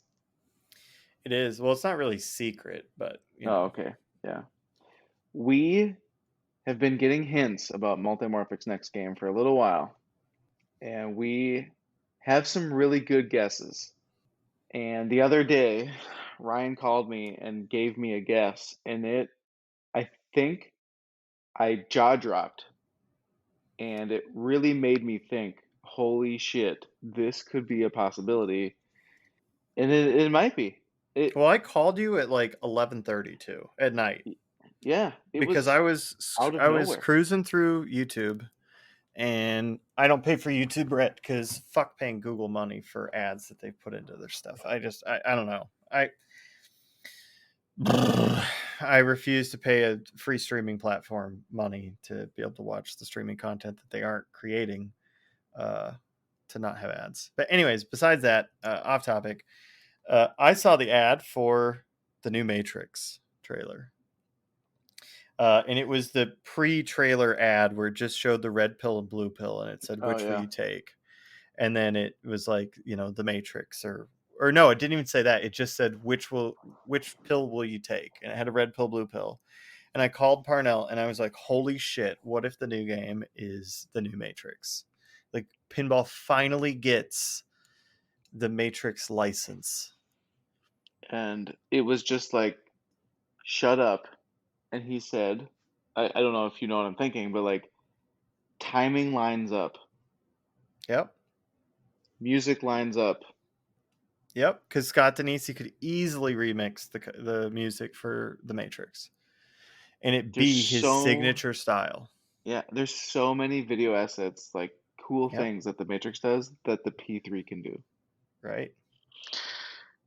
And then I thought, because when I owned Johnny Mnemonic, that Matrix retheme came out, and I own the translate for the Matrix in the Johnny Mnemonic. Like I still have that. I love the Matrix, and it just made me stop and go, how do I find money to buy, to buy it? Because it's like I almost have to like get it, and I want all the P3, but like, how do I get it fast? Like, holy crap, I can't miss out on this. Not that it's gonna happen, but like, if it happened, we need to find a way to get it quickly. 100%. Um, that is amazing. I totally kind of spaced on the Matrix because I haven't tried to keep up with stuff. And the Matrix comes out in what, December 22nd. Yep. Um, Same week that the new Spider-Man comes out. Which, holy oh, fucking shit, I'm also excited for that. oh yeah, whatever. What? It's Marvel. Yeah, I don't know. Okay, hold on. Toby, we get Toby back, man. Oh, Toby's cool. I coming back, can't wait for him to be and we whatever get William sad. Defoe as Goblin. He's back as Goblin? Yeah, Oh, that's cool. He's a we good got Goblin. Doc Ock back and the original actor of Doc Ock coming back. We Oh, got William Defoe is playing Green Goblin coming back. oh, We well, that'll be good. like, how are you not even like slightly excited for? Okay, whatever. Fucking back to Uh, topic. eh, they've hammered Spider-Man so many times that I'll watch it at some point. I'm not gonna go to the movie theater. It's Oh my god. All right. Well, okay. So the Matrix coming out. Jerry yep, said the game potentially come out by the end of the year, yep. That lines up. so it lines up. We have a Yep, P3 with really cool things. I think the Matrix is disconnected enough that they could want to license a ton of stuff to get back in and also make a lot of money. yep, So licensing with the P3 could be sweet. They also probably have seen all the other pinball manufacturers recently making a bunch of money. So it could be a cool team up that makes sense. And Jerry keeps harping that everybody knows the license. yep. And the Matrix is a pretty fucking recognizable license. Yeah, dang. That would, if it was the Matrix, it would sell games hard. Which is Mm-hmm. probably why he's just making P3s like a mother. Yep. So, you have a guess. I also have a couple guesses, Mm-hmm. and one of them I've posted on the forum, but that was also Back to the Future. That would be The, fucking awesome. And for Multimorphic to nab that theme. and And it could even be like the way that Telltale Games did theirs, where it was the characters but different voices. Like, yep, still works because it they changed the art so it's the comic style and it doesn't throw you off. For instance, Deadpool. When we first saw the game, it was like, why isn't Ryan Reynolds doing it? right, But when you go from live action to cartoon, you kind of get it's a break so that it makes sense that the voices are different. And that would be a good one too. I think that's a very popular one, and people want it. I enjoyed Back to the Future as a child. I don't think I'm as tied to it as the Matrix or the other one I'm wanting, but yep, yep. Well, and what's the other one you're wanting? The Princess Bride. Yep. Mm-hmm. I don't think as many people want it, but I think it's classic. I And think you're right. it has to be based off the movie, not the book, because the book is not as funny, from what I've heard. I heard the book was a little serious, and the movie was made to be funny. And the movie is amazing. I literally would That'd be a day one pre-order for me. All right. Well, Jerry, I know you're listening to this. There you go. You want to take some money from Parnell? What if it's Doom to go and It. coincide with Doom 7 or whatever the I don't think it's going to be, and it's back to what Jerry said when we spoke to him. Doom sucks? No, or maybe he had mentioned it. I don't know, but or I read it somewhere. But essentially, there's so many people working on a video game that the amount of effort it could require to port a Oh, game or even the graphics for the licensee holder to be happy with it. I mean, you're probably talking millions of dollars mm, but I wonder if they and send an over all the animation stuff. Like, unfathomable amount hmm, of manpower. yeah, good point. I don't think that I'm not saying it's not possible. I'm just saying I don't think if it were a video game license, I don't think it would be the latest, like especially Doom, because Doom is always a system performance pusher. Yeah. Like they're Oh, always hammering that. So okay. yeah, What about, based on timing, Halo? that could work, but again, it would have to be the older one, and they kind of missed that with like Master Chief Collection. So I'm not Yeah, but the new Halo was supposed to drop and it kept getting pushed and now it's pushed again. So that right. Well, that's also probably because it's going to be a dumpster fire, but um, they beta tested the multiplayer and people said it was pretty good. So people, from what I've heard, and I haven't done too much research, that people are pretty excited, but they also said when it releases it's not going to have single player or co-op or something. Those will be later, right? right, right, and Which that's sucks because yeah. I that's what I like about it. But is there any other guesses you have? I mean, I would be excited about Halo. I wouldn't, it's not like a day one, but it would definitely be something I'm interested in. Day one, I Well, can't think of anything. no, nothing. No, I mean not day one, but like Oh, guesses. yeah, just guesses. Just like what do you think it could be that people know? Electronic music, I mean, Goonies. no, maybe. Oh God, what's that one race car animated show? Oh, Speed Racer. Speed Racer. Speed Racer maybe is a potential possible. They've done Um, the cart game though. Like, really? You think they do another? I don't know. I could see it. Hmm. Um, I don't know. I think the good news and the bad news at the same time is until we start seeing teasers for the license, Is it um, ever gonna happen? I'm sure it will. There's a lot of people working on it. I'm sure until we get more information on like potential hints or something of that nature, it's going to be hard because there's technically so much that he could be going for. And I guess that's kind of the beauty of it, Hmm. right? Like Stern, we Yeah. kind of know for the most part what Stern's going to go after. And JJP kind of starting to seem like they go after certain things. We know that Toy Story's in the works, and so we know that they like working with Disney. We know historically, which is kind of funny because I think, who is it? Steve Ritchie came out and said he hated working with Disney.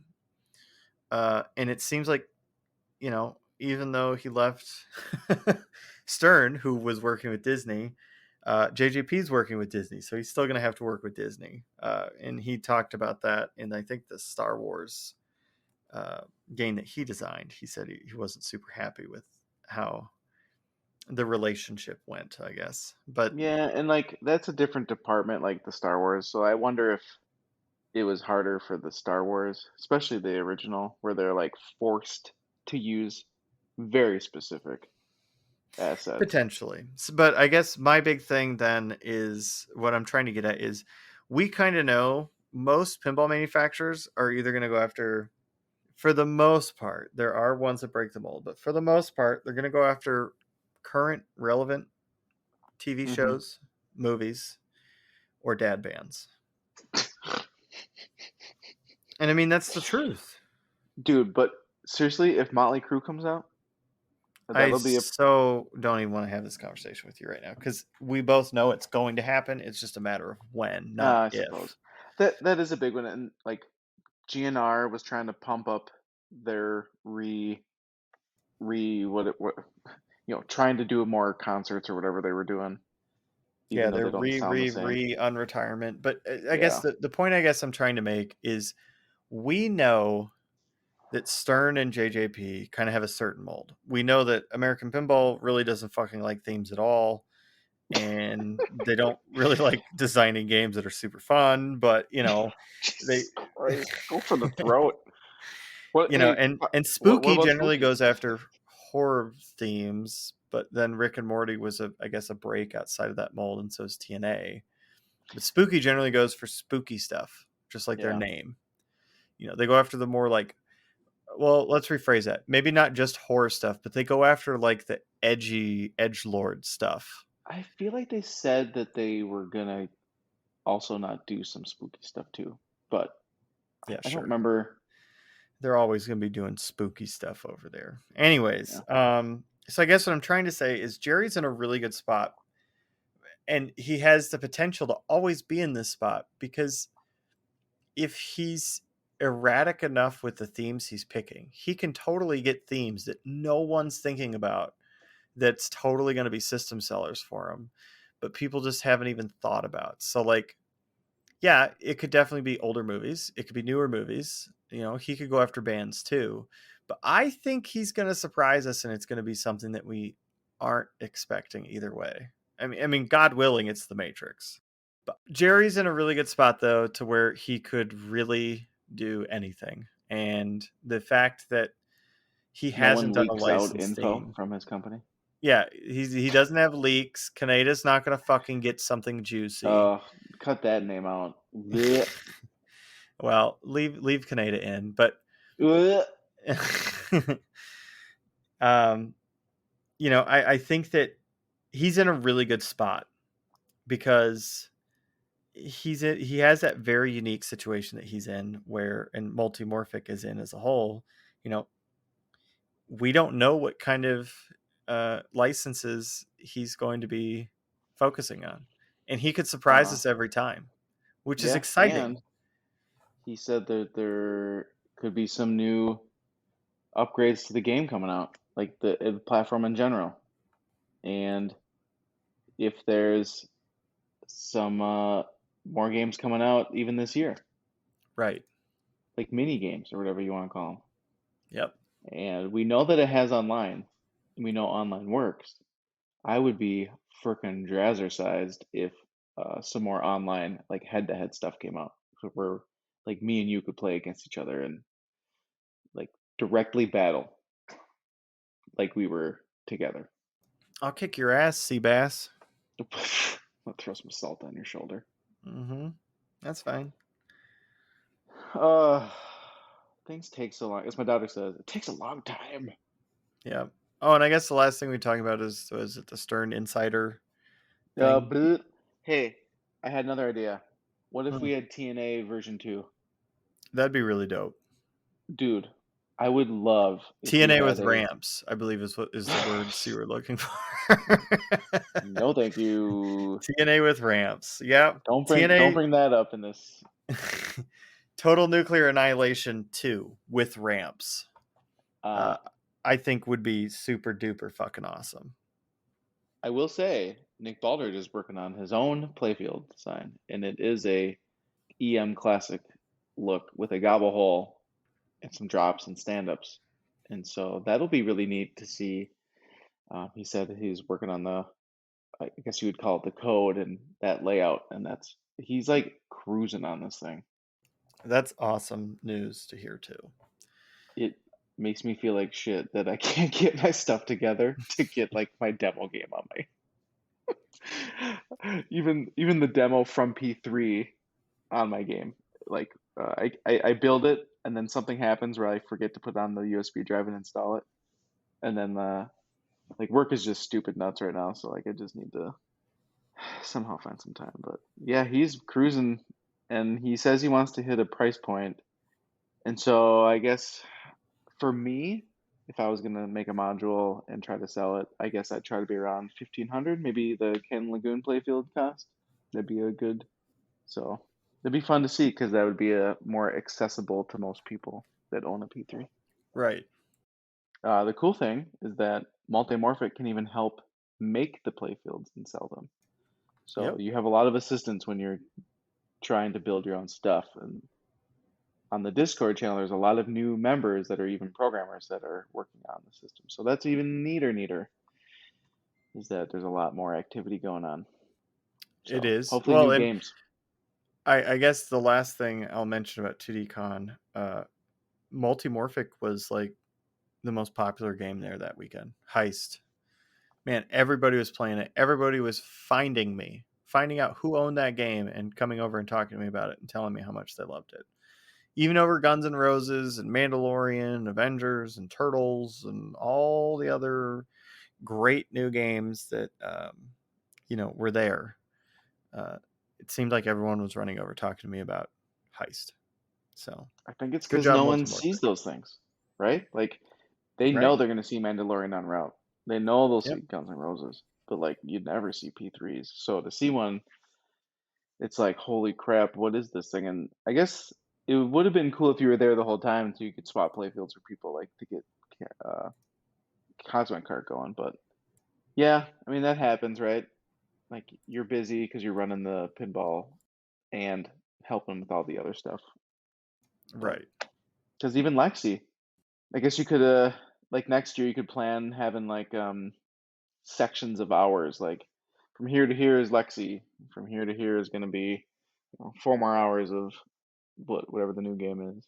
Yeah, so I thought about that, but the thing is some people are going to walk by and see a game and see that there's a line because the P3 had a line all weekend. Uh, and maybe they didn't want to wait in line at that time, and then they walk back by later. And if I've swapped the game, they might not get that same experience. And Heist didn't really get like the grand launch that it deserves as far as like being able for people to be able to play it at shows. So maybe next year it'll change, but there's a good likelihood.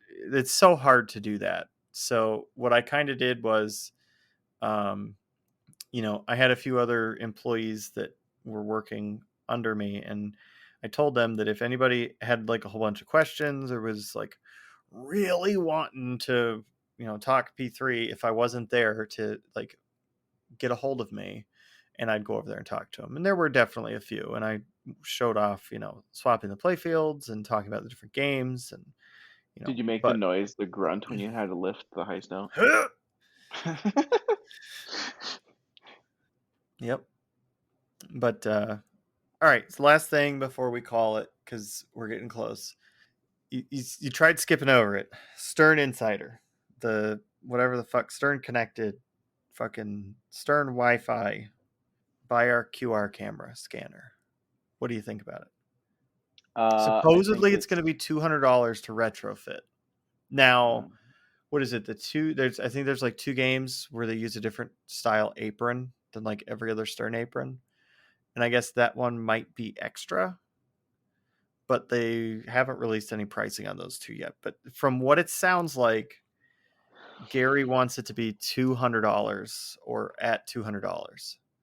So $200 gets you the Wi-Fi card, gets you the camera scanner QR thingy there, and it allows you to have achievements unlocked, you to be entered in Profile like, system.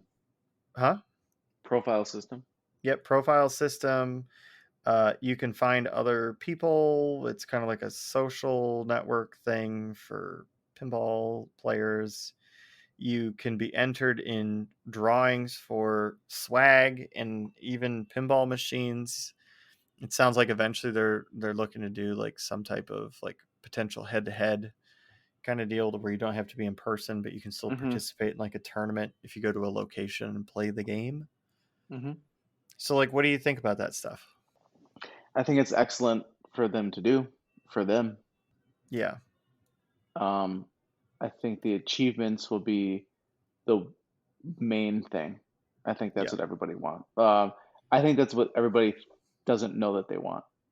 So now that right. they've made achievements, it's a different way to play the game. I probably would like it because now, this is so stupid. So like in Hydro Thunder, I wanted to get all the achievements. So I would go, okay, what's the next one? Unlock this or do this track and do this.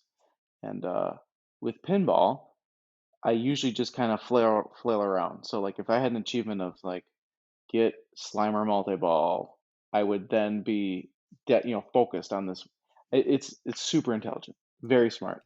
Right. The Wi-Fi updating, I could care less about. That's more of a route thing. Right. Yep, yep, yep. Um, Updates happen so infrequent that I don't care.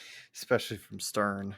Well, the thing that they're worried about is locking down their code now. Like they don't Right. want Right. that aftermarket code stuff anymore. And Mhm. that's very apparent in how they've done Turtles and what was the other one?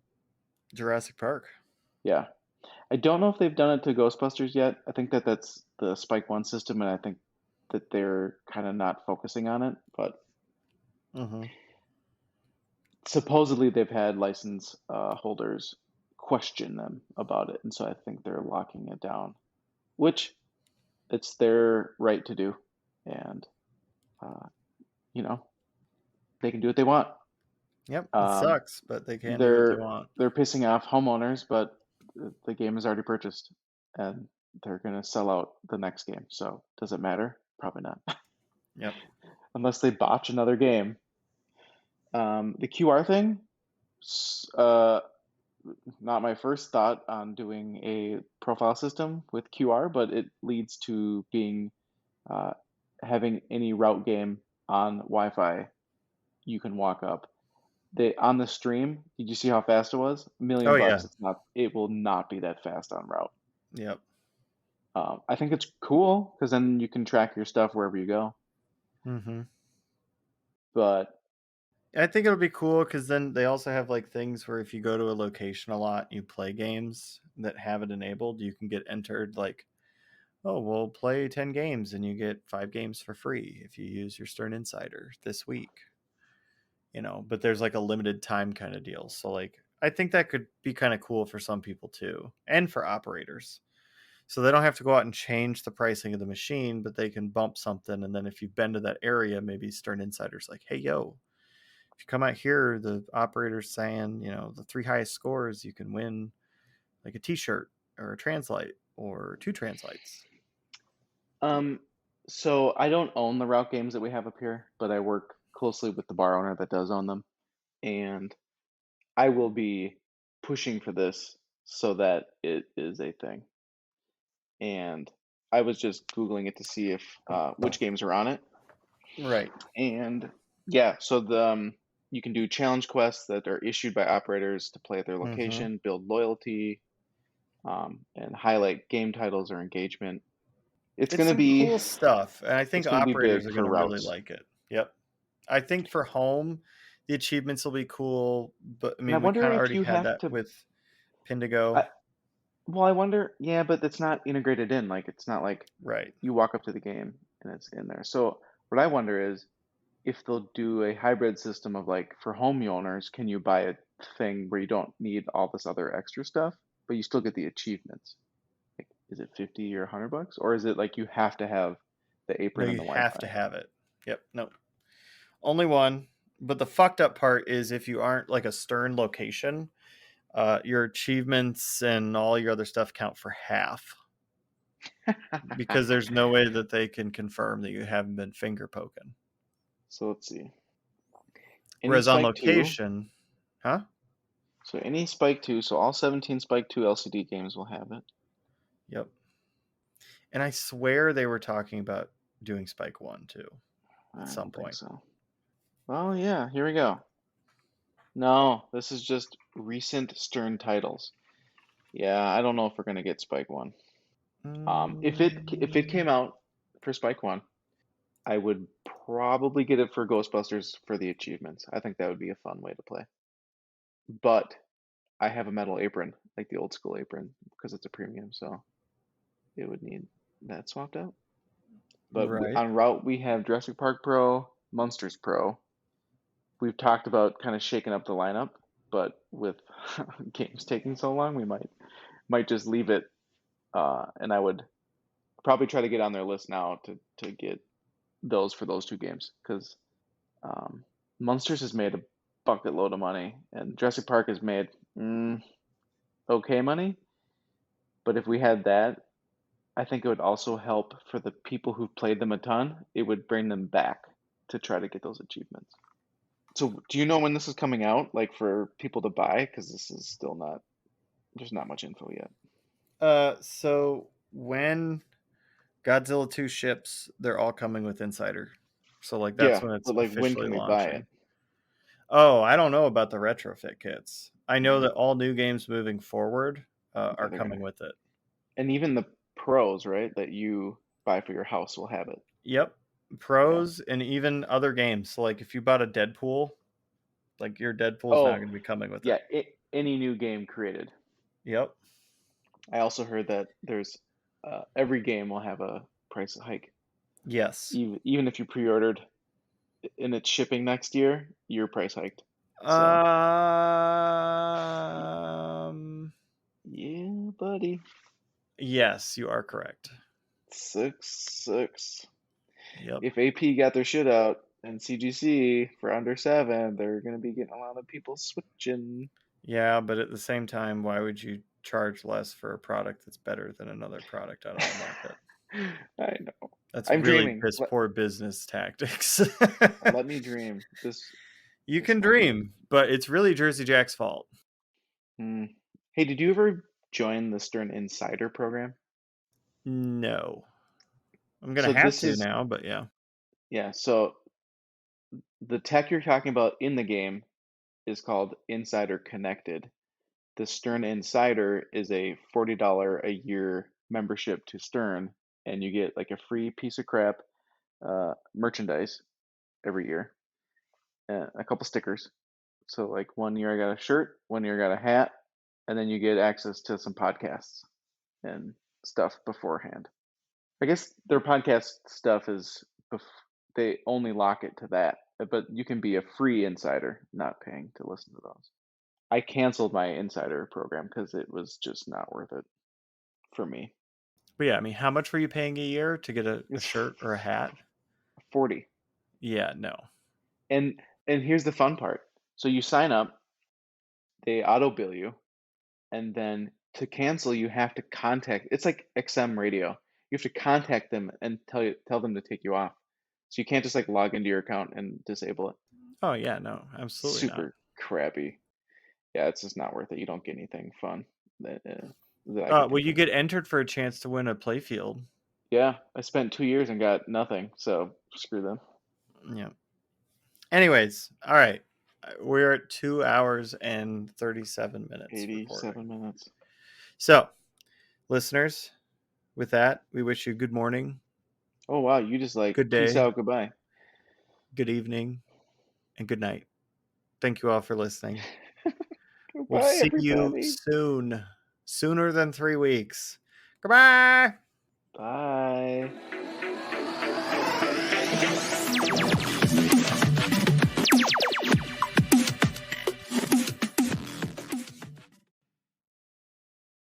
My hard drive, Dad. No more TiVos. I really fucking hope his reply back was, Zach, cut that. Yeah, that's the hard part too. Kick it like Tebow.